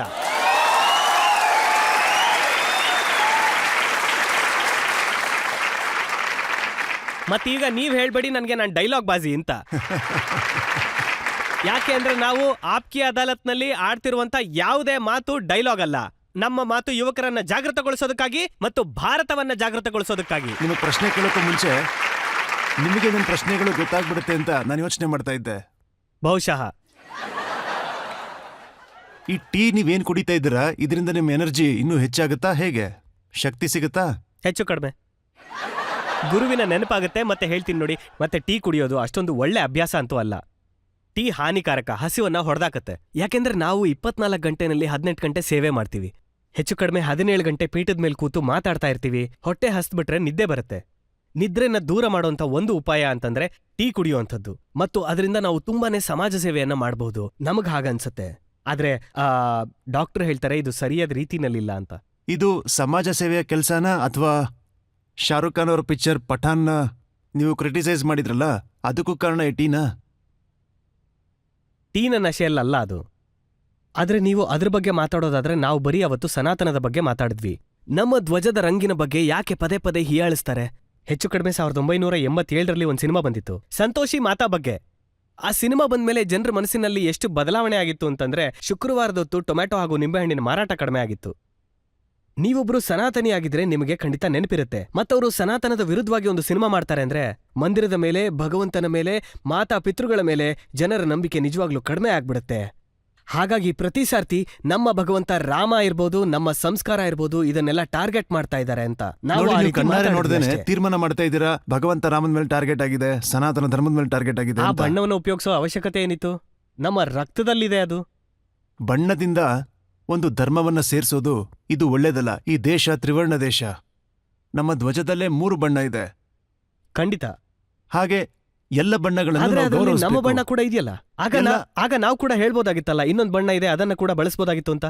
ಯಾಕೆ ಬಳಸ್ಬೋದಾಗಿತ್ತು? ಬಳಸ್ಬೋದಾಗಿತ್ತು ಅಲ್ವಾ? ನಾವು ಅಷ್ಟನ್ನೇ ಹೇಳಿದ್ದು. ನೋಡಿ ನೀವು ಈ ತರ ನೀವು ಮಾತಾಡ್ತಿರಲ್ಲ, ಇದ್ರ ಬಗ್ಗೆ ನನಗೆ ಬೇಸರ ಆಗುತ್ತೆ. ನೀವು ಹೇಳ್ತೀರಾ ಇದು ಭಾರತ ರಾಷ್ಟ್ರ, ಹಿಂದೂ ರಾಷ್ಟ್ರವಾಗಬೇಕು. ನಿಸ್ಸಂಶಯವಾಗಿ ಹಿಂದೂ ರಾಷ್ಟ್ರವಾಗ್ಲಿ. ನಾವಂತೂ ಜಾತಿ ವ್ಯವಸ್ಥೆಯ ವಿರುದ್ಧವಾಗೇ ಇರೋದು. ಎಲ್ಲಿವರೆಗೂ ಇದನ್ನ ರಾಜಕೀಯಕ್ಕೋಸ್ಕರ ಉಪಯೋಗಿಸ್ಕೊಂಡು ಬೈಗುಳಗಳನ್ನ ಬೈತಾನೆ ಇರ್ತೀರಾ ಹೇಳಿ? ನಿಲ್ಸಿ ಇದನ್ನೆಲ್ಲ. ಎಲ್ಲಿವರೆಗೂ ನೀವು ಜಾತಿಯ ಹೆಸರಿನಲ್ಲಿ ಓಟ್ ಕೇಳ್ತೀರಾ? ಮೊದಲು ಇದನ್ನೆಲ್ಲ ನಿಲ್ಸಿ ಭಾರತವನ್ನ ಹಿಂದೂ ರಾಷ್ಟ್ರವನ್ನಾಗಿ ಮಾಡಿ. ಸಾಮಾಜಿಕ ಸಾಮರಸ್ಯ ಬರುತ್ತೆ, ಸಾಮಾಜಿಕ ಸಮಾನತೆ ಬರುತ್ತೆ, ಸುಭದ್ರತೆ ಬರುತ್ತೆ. ಯಾರು ಕಲ್ಲು ಎಸೆಯೋದಿಲ್ಲ, ರಾಮಚರಿತ ಮಾನಸವನ್ನ ಸುಡೋದು ಇಲ್ಲ, ಮತ್ತೆ ರಾಮನ ವಿರುದ್ಧವಾಗಿ ಯಾರು ಮಾತು ಆಡೋದಿಲ್ಲ. ಹಿಂದೂ ರಾಷ್ಟ್ರವಾದ್ರೆ ರಾಮ ರಾಜ್ಯ ಬರುತ್ತೆ ಮತ್ತು ಭಾರತ ವಿಶ್ವಗುರು ಆಗುತ್ತೆ. ಶಾಸ್ತ್ರಿ ಅವರೇ, ಈ ನಮ್ಮ ದೇಶ ಇದೆಯಲ್ಲ, ಇದು ಭಾರತ ಸಂವಿಧಾನದಿಂದ ನಡೆಯುತ್ತೆ. ಈ ಸಂವಿಧಾನವನ್ನು ಬಾಬಾ ಸಾಹೇಬ್ ಅಂಬೇಡ್ಕರ್ ಮಾಡಿದ್ರು. ದಯವಿಟ್ಟು ಕ್ಷಮಿಸಿ, ನಾವು ಅವ್ರಿಗೆ ಗೌರವನ ಕೊಡ್ತೀವಿ. ನಮ್ಮ ಪೂರ್ವಜರದನ್ನ ಗೌರವ ಕೊಡ್ತಾ ಇದ್ದೀರಾ? ಅವರ ಸಂವಿಧಾನ ಹೇಳುತ್ತೆ ಇದು ಧರ್ಮ ಭೇದವಿಲ್ಲದ ರಾಷ್ಟ್ರ. ಇಲ್ಲಿ ರಿಲಿಜನ್ನ ಇಟ್ಕೊಂಡು ದೇಶವನ್ನ ಕಟ್ಟೋದಕ್ಕಾಗಲ್ಲ. ಸಂವಿಧಾನದ ಮೊದಲನೇ ಪುಟ ಏನಿದೆ ಅದೇ ರಾಮನ ಚಿತ್ರದಿಂದ ಶುರುವಾಗ್ತಾ ಇದೆ, ಅದು ಗೊತ್ತೌದು? ಖಂಡಿತ. ಸಂವಿಧಾನದ ಮೊದಲನೇ ಪುಟ ಯಾವ ದೇಶದ ಸಂವಿಧಾನ ಭಗವಂತ ರಾಮನಿಂದ ಶುರುವಾಯ್ತೋ ಆ ಹಿಂದೂ ರಾಷ್ಟ್ರವನ್ನ ರಾಮರಾಜ್ಯ ಅಂತ ಹೇಳೋದ್ರಲ್ಲಿ ಏನ್ ತಪ್ಪಿದೆ? ಅದೇ ಸಂವಿಧಾನ ಭಗವಂತ ರಾಮನ ಚಿತ್ರದಿಂದ ಏನ್ ಶುರುವಾಗುತ್ತೆ, ಆ ಸಂವಿಧಾನ ಹೇಳುತ್ತೆ ಭಾರತ ಒಂದು ಧರ್ಮ ಭೇದ. ನಾವು ಆ ರೀತಿ ಕೇಳಿದೀವಿ, ಆದ್ರೆ ನಾವೆಲ್ಲೂ ಓದಿಲ್ಲ. ಅದು ಪಂಥ ನಿರಪೇಕ್ಷತೆ ಅಷ್ಟೇ. ಧರ್ಮ ಅಂತ ಇದ್ರೆ ಅದು ಸನಾತನ ಮಾತ್ರ. ಧರ್ಮ ಅಂದ್ರೆ ಸನಾತನ ಮಾತ್ರ, ಮಿಕ್ಕಿದ್ದೆಲ್ಲ ಪಂಥ ಅಷ್ಟೇ. ನೋಡಿ, ಯಾವ ದೇಶ ಧರ್ಮ ಭೇದವನ್ನ ಮಾಡುತ್ತೋ, ಉದಾಹರಣೆಗೆ ಪಕ್ಕದ ದೇಶ ಪಾಕಿಸ್ತಾನ ಧರ್ಮದ ಆಧಾರದ ಮೇಲೆ ಮಾಡಿರೋದು. ಅದರ ಸ್ಥಿತಿ ಏನಾಗಿದೆ ಅಂತ ನೋಡ್ತಾ ಇದ್ದೀರಾ? ನೋಡ್ತಿದ್ದೀವಿ. ಜನರಿಗೆ ತಿನ್ನೋದಕ್ಕೆ ರೊಟ್ಟಿ ಗತಿ ಇಲ್ಲ. ಆತಂಕವಾದಿಗಳು ಹೆಚ್ಚಾಗಿದ್ದಾರೆ. ಎಲ್ಲಿ ಇಸ್ಲಾಂನ ಹೆಸರಲ್ಲಿ ದೇಶ ಆಗುತ್ತೋ ಧರ್ಮದ ಹೆಸರಲ್ಲಾದಾಗ ಈ ರೀತಿ ಆಗುತ್ತೆ. ಖಂಡಿತವಾಗ್ಲೂ ನಿಮ್ ಮಾತು ಸರಿ ಇದೆ. ಆದ್ರೆ ನಾನ್ ನಿಮ್ಗೆ ಹೇಳದ್ನಲ್ಲ, ಬಾಕಿ ಎಲ್ಲವೂ ಪಂಥ ಅಷ್ಟೇ. ಧರ್ಮ ಅಂದ್ರೆ ಸನಾತನ ಒಂದೇ. ಸುಪ್ರೀಂ ಕೋರ್ಟ್ ಮುಂದೆ ಈ ಸಮಸ್ಯೆ ಬಂದಿತ್ತು. ಆಗ ಸುಪ್ರೀಂ ಕೋರ್ಟ್ ಏನ್ ಹೇಳ್ತು ಅಂದ್ರೆ, ಎಕ್ಸಾಕ್ಟ್ ವರ್ಡ್ಸ್ ಅಲ್ಲಿ ನಿಮ್ಗೆ ಹೇಳ್ತೀನಿ. ಸುಪ್ರೀಂ ಕೋರ್ಟ್ ಹೇಳಿದ್ದೇನೆಂದ್ರೆ, ಭಾರತದಂತ ಧರ್ಮ ಭೇದವಿಲ್ಲದ ದೇಶದಲ್ಲಿ ಧರ್ಮದ ಆಧಾರದ ಮೇಲೆ ದೇಶವನ್ನ ಕಟ್ಟೋದು, ಜನರನ್ನ ಸೇರಿಸುವಂತ ಅವಕಾಶ ಇಲ್ಲ ಅಂತ. ಹೌದು, ನಮಗೆ ಸುಪ್ರೀಂ ಕೋರ್ಟ್ ಬಗ್ಗೆ ಸುಪ್ರೀಂ ಕೋರ್ಟ್ ನಿಜವಾಗ್ಲೂ ರೀತಿ ತುಂಬಾನೇ ಹೇಳಿದೆ. ಗೌರವ ಇದೆ. ಆದ್ರೆ ಭಾರತ ಒಂದು ಹಿಂದೂ ರಾಷ್ಟ್ರವಾಗಿತ್ತು, ಈಗ್ಲೂ ಅದೇ. ಆದ್ರೆ ಘೋಷಣೆ ಮಾಡ್ಬೇಕು ಅಷ್ಟೇ. ನೋಡಿ, ನೀವು ಬಣ್ಣದ ಆಧಾರದ ಮೇಲೆ ಫಿಲಂಗಳ ವಿರೋಧ ಮಾಡ್ತೀರಿ, ಈ ಫಿಲಂನ ರಿಲೀಸ್ ಮಾಡೋ ಹಾಗಿಲ್ಲ ಅಂತ ಹೇಳ್ತೀರಿ. ನಾವ್ ಯಾರು ಸನಾತನವನ್ನ ವಿರೋಧ ಮಾಡ್ತಾರೆ ಅವರ ವಿರೋಧ ಅಷ್ಟೇ. ನಾವು ಯಾವ ಬಣ್ಣದ ವಿರುದ್ಧ ಅಲ್ಲ, ಯಾವ ವ್ಯಕ್ತಿಯ ವಿರುದ್ಧನೂ ಅಲ್ಲ, ಯಾವ ಸಂಪ್ರದಾಯದ ವಿರುದ್ಧನೂ ನಮಗೆ ಯಾವುದೇ ವಿರೋಧ ಇಲ್ಲ. ಸನಾತನವನ್ನ ವಿರೋಧ ಮಾಡುವವರ ವಿರುದ್ಧ ನಾವಿದೀವಿ ಅಷ್ಟೇ. ಯಾವುದೇ ವ್ಯಕ್ತಿ ಆಗಿರ್ಲಿ, ಯಾವುದೇ ಸಮುದಾಯ ಆಗಿರ್ಲಿ, ಯಾವುದೇ ಪಂಥ ಆಗಿರ್ಲಿ, ನಾವು ವಿರೋಧ ಮಾಡ್ತೀವಿ. ನಿಮ್ಗಿದು ಗೊತ್ತಿರ್ಲಿ, ಯಾವ ಫಿಲಂನ ನೀವು ಅಷ್ಟು ವಿರೋಧ ಮಾಡ್ತಿದ್ರೋ, ಯಾವ್ದಕ್ಕೆ ಜನ ನೋಡೋಕ್ ಹೋಗಲ್ಲ ಅಂತ ಹೇಳ್ತಿದ್ರೋ, ಅದನ್ನ ಕೋಟ್ಯಾಂತರ ಜನ ನೋಡಿದ್ರು ಆ ಫಿಲಂ ಸೂಪರ್ ಹಿಟ್ ಕೂಡ ಆಯ್ತು. ಆಗ್ಲೇಬೇಕಲ್ವಾ? ಏನೋ ಬದಲಾವಣೆ ಮಾಡಿದಾರಂತೆ. ಈ ರೀತಿ ಯಾರಾದ್ರೂ ಮಾಡಿದ್ರೆ ಅಂತ ಸಿನಿಮಾಗಳ ವಿರುದ್ಧ ನಮ್ಮ ಯಾವುದೇ ವಿರೋಧ ಇಲ್ಲ. ಯಾಕೆಂದ್ರೆ ಅದೊಂದು ಕಲೆ, ಆ ಕಲೆಗೆ ನಮ್ಮ ಸಮ್ಮತಿ ಯಾವಾಗ್ಲೂ ಇರುತ್ತೆ. ನೋಡಿ, ನೀವು ಪದೇ ಪದೇ ಹೇಳ್ತಾ ಇರ್ತೀರಾ ಅಮೆರಿಕನ್ ಫಿಲಂನ ನೋಡ್ಬೇಡಿ ಅಂತ. ಹಾಗೆ ಶಾರುಖ್ ಖಾನ್ ಫಿಲಂ ಅಂತ ಸಿನಿಮಾ ಮಾಡಿ ಭಗವಂತನ ಕೆನೆ ಮೇಲೆ ಅಂಟಿಸ್ಕೊಂಡು ಭಗವಾನ್ ಶಂಕರನನ್ನ ಬಾತ್ರೂಮ್ ನಲ್ಲಿ ಕೂಡ ಹಾಕುವಂತದ್ ಮಾಡಿದ್ದಾರೆ. ಅದು ಸರಿನಾ? ಹಾಗಾದ್ರೆ ಅದ್ರ ಮೇಲೆ ನಮ್ಮ ನಂಬಿಕೆ ಇದೆ. ಲಕ್ಷಾಂತರ ಜನ ಈ ಮಾತನ್ನ ಕೇಳಿದ್ಮೇಲೆ ಖಂಡಿತವಾಗ್ಲೂ ಒಪ್ಕೋತಾರೆ. ಯಾವ್ದ್ರ ಮೇಲೆ ನಮ್ಮ ನಂಬಿಕೆ ಇದೆಯೋ ಅದ್ರ ಮೇಲೆ ನೀವು ಹಾಸ್ಯ ಮಾಡ್ತೀರಾ ಅಂತ. ಭಗವಂತನ ವಿಚಾರದಲ್ಲಿ ಹಾಸ್ಯ ಮಾಡ್ತೀರಾ ನೀವು. ಇದು ಸರಿನಾ? ಹಾಗಾದ್ರೆ ಅದ್ರ ಬಗ್ಗೆ ಮಾತಾಡೋದು ವಿರೋಧ ಅನ್ನೋದಾದ್ರೆ ನಾನು ಸಾಯೋವರೆಗೂ ವಿರೋಧ ಮಾಡ್ತೀನಿ. ಹಾಗಾದ್ರೆ ಶಾಸ್ತ್ರಿ ಅವರೇ, ನನಗೆ ಕೆಲವೊಂದ್ಸಲ ಅನ್ಸುತ್ತೆ ನಿಮ್ಮ ಈ ಕಮ್ಮಿ ವಯಸ್ಸು ಏನಿದೆ, ಯಾಕಂದ್ರೆ ನಿಮಗೆ ಭಿಂಡ್ರಾನ್ ವಾಲೆ ಬಗ್ಗೆ ಗೊತ್ತಿಲ್ಲ, ಅದೇ ರೀತಿ ಫಿಲಂಗಳ ಇತಿಹಾಸ ಕೂಡ ನಿಮಗೆ ಗೊತ್ತಿಲ್ಲ. ಒಂದು ಫಿಲಂ ಬಂದಿತ್ತು ಬೈಜು ಬಾವ್ರಾ ಅಂತ. ಅದರಲ್ಲಿ ನಿಜವಾಗ್ಲೂ ದೇವರ ಬಗ್ಗೆ ಒಂದು ಭಜನೆ ಕೂಡ ಇತ್ತು. ಅದು ತುಂಬಾ ಹಿಟ್ ಕೂಡ ಆಗಿತ್ತು. ಅದನ್ನ ಬರ್ದಿದ್ದು ಶಕೀಲ್ ಬದಾಯೂನಿ ಅಂತ, ಮ್ಯೂಸಿಕ್ ಮಾಡಿದ್ದು ನೌಶಾದ್ ಅವರು, ಹಾಡಿದ್ದು ಮೊಹಮ್ಮದ್ ರಫಿ ಅವರು. ನಾವು ನಿಮ್ಮ ಹತ್ರ ತುಂಬಾನೇ ವಿನಮ್ರತೆಯಿಂದ ಹೇಳ್ತಾ ಇದೀವಿ ಏನು ಅಂತಂದ್ರೆ, ನಾವು ಯಾವುದೇ ಸಮುದಾಯದ ವಿರೋಧಿ ಅಲ್ಲ ಅಂತ. ನಾವು ರಹೀಮ್ನನ್ನ ಒಪ್ಕೊಂಡಂಥವ್ರು, ಕಬೀರ್ನನ್ನ ಸನ್ಮಾನ ಮಾಡಿದಂಥವ್ರು. ಮುಬಾರಕ್ ಹೇಳುವಂತಹ ಶೇಖ್ಗಳ ಹತ್ರ ನಮ್ಮ ಸಂಬಂಧ ಚೆನ್ನಾಗೇ ಇದೆ. ನೀವು ಇದನ್ನು ಅರ್ಥ ಮಾಡ್ಕೋಬೇಕು. ಏನಂದ್ರೆ ಮಲ್ಲಿಕ್ ಮೊಹಮ್ಮದ್ ಜೈಸಿ ಅಂತವರು ಆಸ್ಥಾನದಲ್ಲಿದ್ದಂತ ದೇಶ, ಅವರು ದೇವರ ಗುಣಗಾನ ಮಾಡಿ. ನಾವ್ ಯಾವಾಗ್ಲೂ ವಿರೋಧ ಮಾಡ್ಲಿಲ್ವಲ್ಲ, ಒಪ್ಕೊಂಡ್ವಿ, ನಾವು ಅದನ್ನ ಹಾಡಿದ್ವಿ. ರಸ್ಖಾನ್ ನಿಜಕ್ಕೂ ಒಂದು ಹೆಮ್ಮೆ. ಮತ್ತೆ ಭಾರತದಲ್ಲಿ ಒಂದು ಸಾಮಾಜಿಕ ಸಾಮರಸ್ಯ ಇರ್ಲಿ ಅನ್ನೋದು ನಮ್ಮ ಒಂದು ಬೇಡಿಕೆ. ಮತ್ತೇನು ಇದು ತುಂಬಾ ಕೆಟ್ಟ ಬೇಡಿಕೆನಾ? ನೀವು ಅಮೀರ್ ಖಾನ್ನ ಏನ್ ವಿರೋಧ ಮಾಡ್ತಿರೋ, ಅವರು ಲಗಾನ್ ಸಿನಿಮಾ ಮಾಡಿದಾಗ ಆ ಸಿನಿಮಾದಲ್ಲಿ ಯಾವ ಹಾಡಿತ್ತೋ ಅದನ್ನ ಜಾವೀದ್ ಅಖ್ತರ್ ಬರ್ದಿದ್ರು, ರೆಹಮಾನ್ ಅದಕ್ಕೆ ಮ್ಯೂಸಿಕ್ ಮಾಡಿದ್ರು. ಹೌದು, ಅದ್ರ ಬಗ್ಗೆ ನಮ್ಮ ಒಪ್ಪಿಗೆ ಇದೆ, ಯಾವುದೇ ವಿರೋಧ ಇಲ್ಲ. ಆ ಸಿನಿಮಾನ ಇಲ್ಲಿವರೆಗೂ ನಾವಂತೂ ನೋಡಿಲ್ಲ, ಆದ್ರೆ ಅವ್ರ ಬಗ್ಗೆ ಮರ್ಯಾದೆ ಇದೆ. ನಾವು ವಿರೋಧ ಮಾಡಿರೋ ವಿಡಿಯೋ ಕ್ಲಿಪ್ ನಿಮ್ಮ ಹತ್ರ ಇದ್ರೆ ತೋರಿಸಿ, ಅದನ್ನ ನಾವು ನೋಡ್ತೀವಿ. ನಾನು ಕಳಿಸ್ತೀನಿ ನಿಮ್ಗೆ. ನಿಮ್ಗೆ ಇದೇ ಪ್ರಾಬ್ಲಮ್ ಏನಂದ್ರೆ ನಮ್ಮ ವಿರೋಧ ಆ ಒಂದು ಹಾಡಿನ ಬಗ್ಗೆ ಇಲ್ಲ. ನೋಡಿ, ಹಾಡಲ್ಲ. ಇಲ್ಲ, ನಮ್ಮ ಮಾತು ಬರೀ ಸನಾತನದ ಬಗ್ಗೆ ಮಾತ್ರ. ಫಂಡ ಬರೀ ಸನಾತನ ಸನಾತನ ಅಷ್ಟೇ. ನೋಡಿ, ನಾನು ಹೇಳೋದೇನಂದ್ರೆ, ನೀವು ಯಾರನ್ನ ವಿರೋಧ ಮಾಡ್ತಿರೋ ಅವ್ರ ಬಗ್ಗೆ ಸ್ವಲ್ಪ ತಿಳ್ಕೊಳ್ಳಿ ಅಂತ, ಆಯ್ತಾ? ನಿಮಗೆ ಆಗ್ಲಿಲ್ಲ ಅಂದ್ರೆ ದಯವಿಟ್ಟು ನನ್ನ ಕೇಳಿ. ತುಂಬಾ ಒಳ್ಳೇದು. ಮುಂದಿನ ಸಲಿಯಿಂದ ಯೋಚನೆ ಮಾಡ್ತೀವಿ. ಆದ್ರೆ ಸನಾತನದ ವಿಚಾರದಲ್ಲಿ ಖಂಡಿತವಾಗ್ಲೂ ಆ ರೀತಿ ಮಾಡಲ್ಲ. ಸನಾತನದ ವಿರುದ್ಧವಾಗಿ ಏನಾದ್ರೂ ಬೆಟ್ ಮಾಡಿದ್ರೆ ಸೀದಾ ಡೈರೆಕ್ಟ್ ನಾವೇ ಮಾತಾಡ್ತೀವಿ ಅಷ್ಟೇ. ಹೇಗನಿಸ್ತಾ ಇದೆ ಅಂದ್ರೆ, ನೀವು ಇಲ್ಲಿ ಸನಾತನ ಧರ್ಮದ ಹೆಸರಲ್ಲಿ ಧಮ್ಕಿ ಕೊಡುವಂತ ಆಫೀಸ್ ಓಪನ್ ಮಾಡಿದ್ದೀರಾ ಅಂತ. ಅಕಸ್ಮಾತ್ ಯಾರಿಗಾದ್ರೂ ಧಮ್ಕಿ ಅನ್ಸಿದ್ರೆ ಅವ್ರಿಗೆ ಅನ್ನಿಸ್ತಿರೋದು ಸರಿಯಾಗಿದೆ. ಯಾಕೆಂದ್ರೆ ಪ್ರತಿಯೊಬ್ಬ ಭಾರತೀಯನಿಗೂ ಮಾತಾಡುವಂತ ಅಧಿಕಾರ ಇದೆ. ಮತ್ತೆ ನಾವು ಸನಾತನಕ್ಕೋಸ್ಕರ ಮಾತಾಡ್ತೀವಿ. ಯಾಕೆಂದ್ರೆ ನಮ್ಮ ಜನ್ಮ ಸನಾತನದಲ್ಲಿ ಆಗಿದೆ, ನಮ್ಮ ಜೀವನ ಕೂಡ ಇಲ್ಲೇನೆ, ಮತ್ತೆ ನಾವು ಸಾಯೋದು ಕೂಡ ಸನಾತನಕ್ಕೋಸ್ಕರ.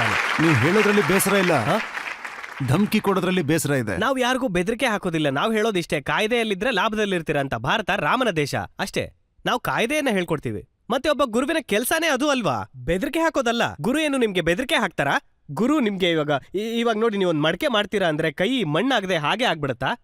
ನಾವಂತೂ ಗುರು ಪರಂಪರೆಯವರು. ಗುರು ಸ್ಥಾನದಲ್ಲಿ ನಿಂತು ನಾವು ಅರ್ಥ ಮಾಡಿಸ್ತಾ ಇದೀವಿ. ಮೈ ಡಿಯರ್ ಪ್ರಿಯ ವ್ಯಕ್ತಿಗಳೇ, ಸನಾತನದ ವಿರುದ್ಧವಾಗಿ ಮಾತಾಡ್ಬೇಡಿ ಅಷ್ಟೇ ಕೇಳ್ಕೊಳ್ಳೋದು.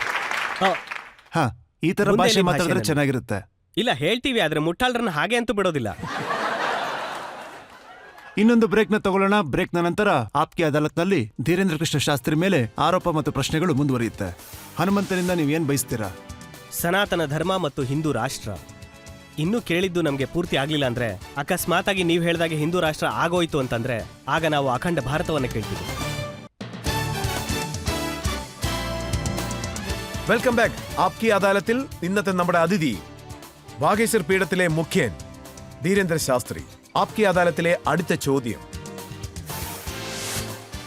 ആപ്കി അദാലത്തിൽ ഭാഗേശ്വർ ധാമിന്റെ ചീഫ് ധീരേന്ദ്ര കൃഷ്ണ ശാസ്ത്രിയുടെ മേലുള്ള കുറ്റാരോപണം ഇദ്ദേഹം തെറ്റായ പ്രചാരണങ്ങൾ നടത്തുന്നു. നോക്കൂ, താങ്കൾക്കൊരു ഉദാഹരണം നൽകാൻ ഞാൻ ആഗ്രഹിക്കുന്നു. യൂട്യൂബിൽ ഞാൻ കണ്ടുകൊണ്ടിരിക്കുകയായിരുന്നു. താങ്കളുടെ ഒരു വീഡിയോ പ്ലേ ആവുന്നുണ്ട്. ആ വീഡിയോ കാണുമ്പോൾ നമുക്കുണ്ടാവുന്ന തോന്നൽ എന്താണെന്ന് വെച്ചാൽ, നമ്മുടെ പ്രൈം മിനിസ്റ്റർ നരേന്ദ്രമോദി താങ്കളുടെ ദർബാറിലേക്ക് വന്നിട്ടുണ്ട്. ഒന്നല്ല, 3 വീഡിയോ ഞങ്ങളുടെ പക്കലുണ്ട്. ഭാഗേശ്വർ ധാമിന്റെ ഒഫീഷ്യൽ ചാനലിലാണോ? ശരി, ഞാനൊരു കാര്യം ചെയ്യാം. താങ്കൾക്ക് ആ വീഡിയോ ഇട്ട് ആരാ കാണിക്കാം, എന്നാലേ പറഞ്ഞത്? താങ്കൾക്ക് മനസ്സിലാവുകയുള്ളൂ. ബാഗേശ്വർ ധാം ദർബാറിലേക്ക് PM മോദി പോയിരിക്കുന്നു. അതിന്റെ അർത്ഥം എന്താണ്? മോദിയും ബാഗേശ്വർ ധാറിന്റെ ഭക്തനായി മാറിയിരിക്കുകയാണോ? ബാഗേശ്വർ ധാമിലേക്ക് നിങ്ങൾ പോവുകയാണെങ്കിൽ അവിടെ വലിയൊരു ജനക്കൂട്ടം കാണാൻ സാധിക്കും. അവിടെ പ്രധാനമന്ത്രി മോദിയുടെ പേരും ജനങ്ങൾ ചർച്ച ചെയ്യുന്നു. അദ്ദേഹവും കുറച്ചു നാളിന് മുൻപ് ബാഗേശ്വർ ധാമിലേക്ക് പോയി ദർശനം നടത്തിയതായി പറയപ്പെടുന്നു. അത് മാത്രമല്ല, PM മോദി ബാഗേശ്വർ ധാമിലേക്ക് പോയി അവിടെ ഒരു അപേക്ഷ നൽകിയിരിക്കുകയാണ്. ഇതുമായി ബന്ധപ്പെട്ട് ധീരേന്ദ്ര ശാസ്ത്രി എന്താണ് പറയാൻ പോകുന്നതെന്ന് നമുക്ക് കേൾക്കാം.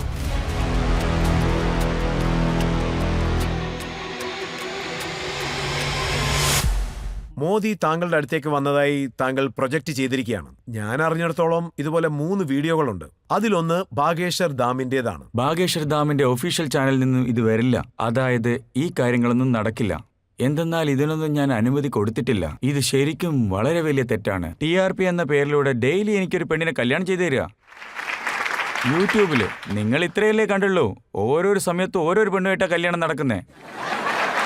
Happy birthday. ഒരു പ്രാവശ്യം നോക്കുമ്പോൾ ഒരുത്ത ന്യൂസ് തന്നെ വെച്ചിരിക്കുന്നു, 23-ാം തീയതി മുഴുവനായിട്ട് അടച്ചുപൂട്ടാൻ പോവാന്ന്. നിറയെ ആളുകൾ ഫോൺ ചെയ്യാൻ തുടങ്ങി. മീഡിയയിലാണെങ്കിൽ ബാഗേശ്വർ ധാം എന്ന് നിറയെ പേർ സെർച്ച് ചെയ്യാൻ തുടങ്ങി. ഹനുമാനെ അന്വേഷിച്ചുകൊണ്ടിരിക്കുകയാണല്ലോ. ഹനുമാനാരാ? ജനങ്ങളുടെ പവിത്രപുത്രൻ. അവരാണെങ്കിൽ ബാലാജിക്ക് വേണ്ടി ബാഗേശ്വർ ധാമിനെ തേടിക്കൊണ്ടിരിക്കുക.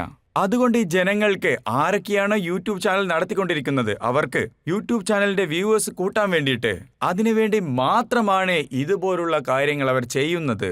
പറഞ്ഞു വന്നുകഴിഞ്ഞാൽ ഈ കാര്യത്തിന് വേണ്ടി പല കാര്യങ്ങളും ഞങ്ങൾ അവിടെ ചെയ്തിട്ടുണ്ട്. അവർക്കെതിരായിട്ട് ഞങ്ങൾ നോട്ടീസും അയച്ചിട്ടുണ്ട്. ബാഗേശ്വർ ദർബാറിൽ ഡിസ്ക്ലൈമറും വെച്ചിട്ടുണ്ട്. തെറ്റായ കാര്യങ്ങൾ പഠിക്കരുതെന്നും പറഞ്ഞിട്ടുണ്ട്. അതുകൊണ്ട് തന്നെ ഇതിനും ഞങ്ങൾക്കും തമ്മിൽ യാതൊരു സംബന്ധവുമില്ല. ഇതൊക്കെ അവരുടെ പബ്ലിസിറ്റിക്ക് വേണ്ടിയിട്ട് 4 കാശ് സമ്പാദിക്കാൻ വേണ്ടി ചെയ്യുന്ന കാര്യങ്ങളാണ്. ഇതിനുമേൽ ഞങ്ങൾ നിയമപരമായി നടപടി എടുത്തിട്ടുണ്ട്. ശാസ്ത്രി സർ, പ്രധാനമന്ത്രിയുടെ പേരിൽ ഇങ്ങനെയുള്ള വീഡിയോ എല്ലാം, അതും ബാഗേശ്വർ ധാമിന്റെ പേരിൽ വന്നാൽ ഇതെല്ലാം പാവപ്പെട്ട ജനങ്ങളെ പറ്റിക്കുന്ന രീതിയിലല്ലേ ഉള്ളത്? ഒരുപക്ഷെ ജനങ്ങൾ ഇതെല്ലാം ഞങ്ങൾ വിശ്വസിച്ചാലോ? തീർച്ചയായിട്ടും ഇത് ചെയ്തിട്ടില്ല. അഥവാ ആരെങ്കിലും ഇത് ചെയ്തിട്ടുണ്ടെങ്കിൽ തീർച്ചയായിട്ടും അതിന് നിയമപരമായ നടപടികൾ താങ്കളുടെ എടുക്കുക പേര് തന്നെ വെച്ച് ചെയ്യും. ഇങ്ങനെ ചെയ്യുകയാണെങ്കിൽ താങ്കൾ തീർച്ചയായിട്ടും ഇതിൽ ആക്ഷൻ എടുക്കേണ്ടതല്ലേ? കറക്റ്റായിട്ട് എന്നിട്ട് എന്തുകൊണ്ട് പറഞ്ഞു, ചെയ്തില്ല? എടുത്ത് തന്നെ പറ്റുള്ളൂ. ഞങ്ങൾ നോട്ടീസ് അയച്ചിട്ടുണ്ട്. പറഞ്ഞു വരികയാണെങ്കിൽ എത്രയോ ചാനലുകൾ ഞങ്ങൾ അടച്ചു കഴിഞ്ഞിട്ടുണ്ട്. അതെ, അവർ ഇതിനൊക്കെ എതിരായി എന്തെങ്കിലുമൊക്കെ നടത്താറുണ്ട്. ചില പേർ പേടിപ്പെടുത്തും, ബാഗേശ്വർ ധാം കമ്പി എണ്ണാൻ പോവുകയാണെന്നൊക്കെ. എന്നെ ചുറ്റി എപ്പോഴും പോലീസുകാർ നിൽക്കുന്നത് പോലെയൊക്കെ ആയി. ഇതെല്ലാം നിൽക്കാൻ വേണ്ടിയിട്ടാണ് ഞാൻ ആ വീഡിയോയെ കുറിച്ച് ചോദിക്കുന്നത്. അതുകൊണ്ടാണ് വീണ്ടും വീണ്ടും ഞാൻ ചോദിച്ചുകൊണ്ടേയിരിക്കുന്നത്. ദൈവത്തെ ഓർത്ത് ഇങ്ങനെയുള്ളവരൊന്നും വിശ്വസിക്കരുത്. തീർച്ചയായിട്ടും ഞാൻ ഇതുപോലുള്ള കാര്യങ്ങളൊന്നും ചെയ്യാറില്ല. ഇതൊരു സാധാരണ വിഷയമല്ല. ഞാൻ കാലത്തിന്റെ കഥ പറയുന്ന ഒരു സാധാരണക്കാരനാണ്. ശരി, താങ്കൾ അപ്പോൾ ഈ കാര്യത്തിൽ മോദിയുടെ ഈ വീഡിയോയുടെ പേരിൽ എന്ത് ആക്ഷനാണ് എടുത്തിരിക്കുന്നത്? സത്യം പറഞ്ഞാൽ ഈ കാര്യം എനിക്ക് ഇന്നാണ് മനസ്സിലായത്. ഇതിനു മുമ്പ് വേറെയും ചില വീഡിയോകൾ കാണിച്ചിരുന്നു. പക്ഷേ ഈ വീഡിയോ കുറിച്ച് എനിക്കറിയില്ല. പക്ഷേ ഈ നീതിപീഠത്തിന്റെ അടുത്തു നിന്നും പോയി കഴിഞ്ഞതിന് ശേഷം ഇതിനു വേണ്ടിയിട്ടുള്ള ആദ്യത്തെ പോലീസ് സ്റ്റേഷനിൽ കംപ്ലൈന്റ് ഞാൻ തന്നെ ചെയ്യുന്നതായിരിക്കും. നല്ല കാര്യം. ഇതല്ലാതെ മറ്റു പല വീഡിയോകളും ഉണ്ട്. ഡിവിൻ ഫഡ്നവിസിന്റെ, മനോജ് തിവാരിയുടെ. ഇല്ല, ഇതെല്ലാം ഇല്ല, തന്നെ ഇല്ല. ഞാൻ തെറ്റായിട്ടുള്ള പറയുന്നത് വീഡിയോ ആണോ കേൾക്ക്. അതോ? ഇത് തെറ്റായ കാര്യമാണ്. ഇവരൊക്കെ വന്നിട്ടുണ്ടായിരുന്നു. വന്നില്ലെന്ന് പറയല്ലേ? No no no no. Fadnavis വന്നിട്ടുണ്ടായിരുന്നു. മനോജ് തിവാരി, എന്റെ സ്നേഹം നിറഞ്ഞ ശിഷ്യൻ, അവരും വന്നിരുന്നു. നിറയെ പേർ വന്നിരുന്നു. പക്ഷേ മോദി സാർ വന്നിട്ടില്ല. ഇത് ഞാൻ ഇപ്പൊ തന്നെ പറയാണ്. ബാക്കിയെല്ലാം സത്യമാണ്. മോദി സാറിന്റെ കാര്യത്തെ വിശ്വസിക്കരുത്. പക്ഷെ താങ്കൾ 2-3 സെന്റൻസ് വേറെ പറയുന്നുണ്ട്. അത് താങ്കൾ മോദിയെ വിളിക്കുന്നത് പോലെയുണ്ട്. അന്ന് ഞാൻ ലണ്ടൻ ദർബാറിലായിരുന്നു ഉണ്ടായിരുന്നത്. അതും ഇതും കലർത്തി പറഞ്ഞു കഴിഞ്ഞാൽ എനിക്കൊന്നും പറയാൻ പറ്റത്തില്ല. എന്തെന്നാൽ ആ കാര്യമൊന്നും എനിക്കറിയില്ല. അതായത് ലണ്ടനില് അവിടെ ഞാൻ രാമന്റെ കഥ പറഞ്ഞു കൊടുക്കുകയായിരുന്നു. അവിടെ ഒരു അമ്പലമുണ്ടായിരുന്നു. ആ അമ്പലം നടത്തുന്ന ആളുടെ പേരാണ് മോദി. അവരും ഗുജറാത്തിലായിരുന്നു, ദർബാറിലുണ്ടായിരുന്നു. ആ സമയത്ത് അവരെ പുകഴ്ത്തി സംസാരിക്കുന്ന ഒരു കാര്യം നടന്നിരുന്നു. അത് കട്ട് ചെയ്ത് ഇവിടെ എഡിറ്റ് ചെയ്തിട്ട് ഇട്ടിട്ടുണ്ടായിരിക്കാം. പക്ഷെ ഇപ്പോഴും പറയുന്നു ഇതും തെറ്റാണ്, ഇതും ഒരു കുറ്റം തന്നെയാണ്. എന്തെന്നാൽ ഇതൊക്കെ ചെയ്യണമെങ്കിൽ എന്റെ കയ്യിൽ നിന്നും പെർമിഷൻ വാങ്ങിക്കേണ്ടതാണ്. വാങ്ങാതെ നിങ്ങൾ ഒരു കാര്യം ചെയ്യാൻ പാടില്ല. ഇവിടെ നിയമം പരിപാലിക്കുന്നുണ്ടല്ലോ. ഉണ്ട്. അതുകൊണ്ട് ഇതും തെറ്റാണ്. താങ്കളോട് ഞാനൊരു കാര്യം പറയട്ടെ, 40 വർഷമായിട്ട് ഞാൻ ഈ ഫീൽഡിലുണ്ട്. ഇതുപോലെ പല ഉദാഹരണങ്ങളും ഞാൻ കണ്ടിട്ടുമുണ്ട്. ചന്ദ്രസ്വാമിയെ ഞാൻ കണ്ടിട്ടുണ്ട്, നരസിംഹ റാവുവിനോടൊപ്പം ഉള്ള ഫോട്ടോസും ഉണ്ട്, രാജീവ് ഗാന്ധിയോടൊപ്പം ഉള്ള ഫോട്ടോസ് ഉണ്ട്, ജോൺ മെക്കൻഡറോടൊപ്പം ഉള്ള ഫോട്ടോ ഉണ്ട്, ടൈലറിനോടൊപ്പം ഉള്ള ഫോട്ടോ ഉണ്ട്. ഇവരെല്ലാവരും ഇന്റർനാഷണൽ ലീഡേഴ്സാണ്. അദ്ദേഹം ഈ ഫോട്ടോസ് വെച്ചാണ് അദ്ദേഹത്തിന്റെ കച്ചവടം എല്ലാം നടത്തുന്നത്. അതോടൊപ്പം ലോകത്തുള്ള വലിയ ലീഡേഴ്സ് എല്ലാം അദ്ദേഹത്തിന്റെ സുഹൃത്തുക്കളായിരുന്നു. ബ്രൂണോയുടെ സുൽത്താൻ, അദ്ദേഹം പോലും ശിഷ്യനായിട്ട് മാറി. ഒരു ആഫ്രിക്കൻ കൺട്രിയുടെ പ്രസിഡന്റ് പോലും ഇദ്ദേഹത്തിന്റെ ശിഷ്യനായിട്ട് മാറി. എനിക്ക് അങ്ങനെയൊന്നുമില്ല. ആർക്ക് വേണമെങ്കിലും വരാം. എല്ലാവരും ഒരേപോലെയാണ്. എന്റെ ഫോട്ടോ കണ്ടാൽ മാത്രമേ ജനങ്ങൾക്ക് എന്നോടൊരു വിലയുണ്ടാകൂ എന്നുള്ളൊരു ആവശ്യമേ ഇല്ല. ദാ നോക്ക്, നിങ്ങൾക്ക് എന്നെക്കുറിച്ച് വേണമെങ്കിൽ മീഡിയയിൽ ഒരുപാട് സംസാരിക്കാം. എനിക്കൊരു നിലയുണ്ടെങ്കിൽ മാത്രമേ ജനങ്ങൾ എന്നെക്കുറിച്ച് പഠിക്കുകയുള്ളൂ. ഇല്ലെങ്കിൽ ഒരു പ്രാവശ്യം വന്നാൽ തീർച്ചയായിട്ടും വീണ്ടും നിങ്ങൾ എന്നെ വിളിക്കത്തില്ല. വന്നാൽ തന്നെ നിങ്ങൾ എന്നെ അടിച്ചോടിക്കും. ഇതൊരു മാധ്യമമായിരിക്കും, സാധനവുമായിരിക്കും, പക്ഷെ സാധനയല്ല. എനിക്ക് ഈ കാര്യങ്ങളൊന്നുമില്ല. എന്തെന്നാൽ എന്റെ ജീവിതം തന്നെ ഒരു തുറന്ന പുസ്തകമാണ്, അടി മുതൽ മുടി വരെ. ജനങ്ങൾ കണ്ടത് വിശ്വസിക്കണമെന്ന് ഞാനും വിശ്വസിക്കുന്നില്ല. നമ്മൾ കാണുന്നത് എങ്ങനെയാണെന്ന് അത് അവരവരുടെ ദൃഷ്ടി നോട്ടം പോലിരിക്കും. എനിക്കൊരു കാര്യമേ പറയാനുള്ളൂ, ഞാൻ ഹനുമാന്റെ പരമഭക്തനാണെന്ന്. അത്രയുള്ളൂ. ഹനുമാന്റെ അടുത്ത് എന്താണ് പ്രതീക്ഷിക്കുന്നത്? സനാതനധർമ്മം, ഹിന്ദുരാജ്യം. അപ്പോഴും എന്റെ ആഗ്രഹം നിറവേറുന്നില്ല. ഹിന്ദുരാജ്യം കിട്ടിക്കഴിഞ്ഞു എന്ന് നിങ്ങൾ പറഞ്ഞു കഴിഞ്ഞാൽ ഞാൻ അഖണ്ഡ ഭാരതത്തിന് വേണ്ടി പ്രയത്നിക്കും. തീർച്ചയായിട്ടും താങ്കളുടെ ബജരംഗബലി, താങ്കളുടെ ആഗ്രഹങ്ങളെല്ലാം ഒരുപക്ഷെ നിറവേറ്റും. നിറവേറ്റുമോ? തീർച്ചയായിട്ടും നിറവേറ്റാൻ വേണ്ടി ഞാൻ ഞാൻ ശ്രമിക്കും. പറയുന്നു ഒന്ന് കേൾക്കൂ. ആ പുടിനോട് പറഞ്ഞ് യുക്രൈനുമായിട്ടുള്ള യുദ്ധം ഒന്ന് നിർത്താൻ പറയൂ. വരൂ. ഇത് തീർച്ചയായിട്ടും ഒരു ഇന്റർനാഷണൽ കാര്യമല്ലേ? ഉക്രൈൻ ഒരു ക്രിസ്ത്യൻ രാജ്യമല്ലേ? സനാതനധർമ്മത്തെക്കുറിച്ച് അവരും മനസ്സിലാക്കട്ടെ. ഇവിടെ നോക്കൂ, ഞാൻ ദിവസവും ലോകം നന്നായിരിക്കണം, എല്ലാവരും നന്നായിരിക്കണം എന്ന് ആഗ്രഹിക്കുന്ന ഒരാളാണ്. ഹനുമാൻ രാവണന് പോലും മനസ്സിലാക്കി കൊടുത്തു. മനസ്സിലാക്ക്, അത് ഭഗവാനാണ്. സീതയെ തിരിച്ചു കൊടുക്ക്. പക്ഷേ അവന്റെ വിധി എഴുതി കഴിഞ്ഞിരിക്കുന്നു. അതുകൊണ്ട് തന്നെ ഹനുമാന്റെ സംസാരം അവന്റെ കാതിൽ പോലും വീണില്ല. ഗുരുവിന്റെ സ്ഥാനത്ത് നിന്ന് ഞാനും പ്രാർത്ഥിച്ചിട്ടുണ്ട്. വിധി വന്നു കഴിഞ്ഞാൽ പിന്നെ എന്ത് ചെയ്യാനാണ്? എനിക്ക് പോലും മരണം വന്നു കഴിയും. നിന്റെ വിധി എഴുതി കഴിഞ്ഞു എന്ന് പറഞ്ഞാൽ പോലും വിശ്വസിക്കുന്നില്ല. എത്ര മനസ്സിലാക്കി കൊടുത്താലും ഭ്രാന്തനെ പോലെ വീണ്ടും വീണ്ടും പറഞ്ഞുകൊണ്ടിരിക്കും. ശരി, ഞാൻ നിങ്ങളോടൊരു കാര്യം പറയട്ടെ. ഈ റഷ്യ യുദ്ധം നിൽക്കണമെന്നും പറഞ്ഞ് നിങ്ങളൊരു റിക്വസ്റ്റ് ചെയ്തു നോക്ക്. അപേക്ഷകൾ കൊടുക്കുന്നതൊക്കെ താങ്കളുടെ ജോലിയാണ്, എന്റെ അല്ല. ഇവിടെ ഇന്റർനാഷണൽ കാര്യങ്ങളൊക്കെ നോക്കുകയാണെങ്കിൽ അവിടെ ടർക്കിയിൽ വളരെ വലിയ ഒരു ഭൂകമ്പം ഉണ്ടായി. അവിടെ ധാരാളം പേര് മരിച്ചുപോയി. അതിനുവേണ്ടി താങ്കൾക്ക് അപേക്ഷിക്കാമല്ലോ. തീർച്ചയായിട്ടും ഞാൻ അതിനുവേണ്ടി സംസാരിക്കാം. ഇപ്പോഴും പ്രാർത്ഥിക്കാം. ഇപ്പോഴും രാവിലെ പൂജ ചെയ്യുമ്പോൾ ഞാൻ ദൈവത്തോട് പ്രാർത്ഥിക്കാറുണ്ട്. എല്ലാവരും സന്തോഷമായിട്ട് ജീവിക്കണം, ഒരു പ്രശ്നം ഉണ്ടാവാൻ പാടില്ലെന്ന്. എല്ലാവരും നന്നായിരിക്കണം. അത് ക്രിസ്ത്യൻ കൺട്രിയോ മുസ്ലിം കൺട്രിയോ ആവുന്നതുകൊണ്ട് കുഴപ്പമൊന്നുമില്ലല്ലോ. നോക്കാൻ പാടില്ല. ഞാൻ ലോകത്തിന്റെ നന്മയ്ക്ക് വേണ്ടിയിട്ട് പല സ്ഥലത്തും പോയിട്ടുണ്ട്. എന്റെ ഹിന്ദു ധർമ്മപ്രകാരം എല്ലാവരെയും ഒരേ നോട്ടത്തിലാണ് കാണുന്നത്. എല്ലാവരും സന്തോഷത്തോടുകൂടി നല്ല നിലയിൽ ജീവിക്കണം. എല്ലാവരും സന്തോഷമായിരിക്കണം, സന്തോഷത്തോടുകൂടി ജീവിക്കണം. എനിക്ക് ഒരുപാട് മനുഷ്യത്വമുണ്ട്. ആരൊക്കെയാണോ രോഗത്തിലിരിക്കുന്നത് അവർക്ക് വേണ്ടി ദൈവമേ അവരുടെ അസുഖങ്ങളൊക്കെ മാറിക്കൊടുക്കണേ എന്ന് പ്രാർത്ഥിക്കാറുണ്ട്. ഒരു ചെറിയ ബ്രേക്ക് എടുക്കാം. ബ്രേക്കിന് ശേഷം ആപ്കി അദാലത്തിൽ നമ്മുടെ ജഡ്ജി എന്ത് ജഡ്ജ്മെന്റ് ആണ് നൽകാൻ പോകുന്നതെന്ന് നമുക്ക് നോക്കാം.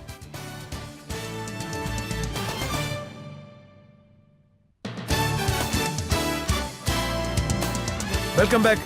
ഇന്നൊരു വിചാരണ നമ്മൾ നടത്തിയിരിക്കുന്നു. ബാഗേശ്വർ ഡാമിലെ പ്രമുഖ വ്യക്തിയായ വീരേന്ദ്രകൃഷ്ണ ശാസ്ത്രിയാണ്. പല ചോദ്യങ്ങൾ നമ്മൾ ചോദിച്ചു. അദ്ദേഹം ചെയ്ത അത്ഭുതങ്ങളെപ്പറ്റി, അദ്ദേഹത്തിന്റെ പ്രഭാഷണങ്ങളെക്കുറിച്ച്, അദ്ദേഹത്തിന്റെ ഭീഷണിപ്പെടുത്തലുകളെ പറ്റി, അദ്ദേഹത്തിന്റെ സ്റ്റണ്ടുകളെ പറ്റി, അതിനുശേഷം അദ്ദേഹവുമായി ബന്ധപ്പെട്ട് യൂട്യൂബിൽ വരുന്ന വീഡിയോകളെക്കുറിച്ച് നമ്മൾ ചോദിച്ചു. ഇപ്പോൾ ആപ്കി അദാലത്തിൽ നമ്മുടെ ജഡ്ജിയുടെ ജഡ്ജ്മെന്റ് എന്താണെന്ന് നോക്കാം. ഭാഗേശ്വർ ഡാമിലെ പ്രമുഖൻ ആചാര്യ ശ്രീ ധീരേന്ദ്ര ശാസ്ത്രി, അദ്ദേഹത്തിന്റെ അടുത്ത് ഒരുപാട് ചോദ്യങ്ങൾ ചോദിക്കപ്പെട്ടിട്ടുണ്ട്. അദ്ദേഹം അതിന് മറുപടിയും നൽകിയിട്ടുണ്ട്. അതിനെല്ലാം അടിസ്ഥാനമാക്കി കോടതി ഒരു വിധിയിലെത്തുകയാണ്. ഇദ്ദേഹത്തെ പോലുള്ള മഹാന്മാർക്കും അഭിപ്രായം പ്രകടിപ്പിക്കാനുള്ള അവകാശം ഈ രാജ്യത്തുണ്ട്. പക്ഷേ ധർമ്മത്തിന്റെ പേരിൽ ഒരുപാട് തെറ്റായ കാര്യങ്ങൾ നടക്കുന്നുണ്ട്. അതുകൊണ്ട് ഇദ്ദേഹം ജാഗ്രതയോടെ ഇരിക്കുന്നതാണ് നല്ലത്. നിങ്ങളുടെ മേൽ വന്നിട്ടുള്ള ആരോപണങ്ങളിൽ നിന്നും ശ്രീ ധീരേന്ദ്ര ശാസ്ത്രി അവർകളെ ഈ നീതിപീഠം നിരപരാധിയായി അറിയിച്ചുകൊള്ളുന്നു. ബാഗേശ്വർ ധാം, ബാലാജി സർക്കാർ, പിന്നെ ഹനുമാൻ സ്വാമിയുടെ അനുഗ്രഹവും കൊണ്ട് അദ്ദേഹത്തിന് എന്തെങ്കിലും സിദ്ധികൾ കൈവന്നിട്ടുണ്ടെങ്കിൽ അത് രാജ്യത്തിന്റെ ക്ഷേമത്തിനു വേണ്ടി, സമൂഹത്തിന്റെ ക്ഷേമത്തിനു വേണ്ടി അദ്ദേഹം ഉപയോഗപ്പെടുത്തണം. അതോടൊപ്പം സമാധാനം ഉറപ്പാക്കാനും ശ്രദ്ധിക്കണം. എല്ലാവിധ സഹായങ്ങളും ചെയ്യണം. ഇദ്ദേഹം ഒരു യുവാവായതുകൊണ്ട് ദേഷ്യം വരുന്നത് സ്വാഭാവികമാണ്. പക്ഷേ അതോടൊപ്പം തന്നെ ബുദ്ധിശാലിയായിരിക്കേണ്ടതും ആവശ്യമാണ്. ഈ നീതിപീഠം പ്രതീക്ഷിക്കുന്നത് അദ്ദേഹം സമാധാനത്തോടെ, വിവേകത്തോടെ എല്ലാവരെയും അനുസരിച്ച് നടക്കണമെന്നാണ്. അതുകൊണ്ട് തന്നെ ധീരേന്ദ്ര ശാസ്ത്രി സനാതനധർമ്മത്തിന്റെ അന്തിമ ലക്ഷ്യം നിറവേറുവാൻ വേണ്ടി നമ്മുടെ സംസ്കാരത്തെ മുറുകെ പിടിച്ചുകൊണ്ട് പോകണമെന്നാണ്. നിങ്ങൾക്കെല്ലാം നന്ദിയാണ്. നമ്മുടെ ജഡ്ജി പല കാര്യങ്ങളും പറഞ്ഞു. തീർച്ചയായിട്ടും ഇദ്ദേഹം ആ കാര്യങ്ങളെല്ലാം ഫോളോ ചെയ്യുന്നുള്ള വിശ്വാസം നമുക്കുമുണ്ട്. വളരെ ശ്രദ്ധാലുവായിരിക്കണം. യാതൊരു വിധത്തിലുമുള്ള തെറ്റായ പ്രചാരണങ്ങൾ സംഭവിക്കാൻ പാടില്ല. അതും ഇദ്ദേഹം ശ്രദ്ധിക്കണം. ആപ്കി അദാലത്തിന്റെ ഇന്നത്തെ വിചാരണ ഇതോടെ അവസാനിക്കുകയാണ്. അടുത്ത എപ്പിസോഡിൽ വീണ്ടും കാണാം പുതിയൊരു വ്യക്തിയോടൊപ്പം. അതുവരെ നമസ്കാരം.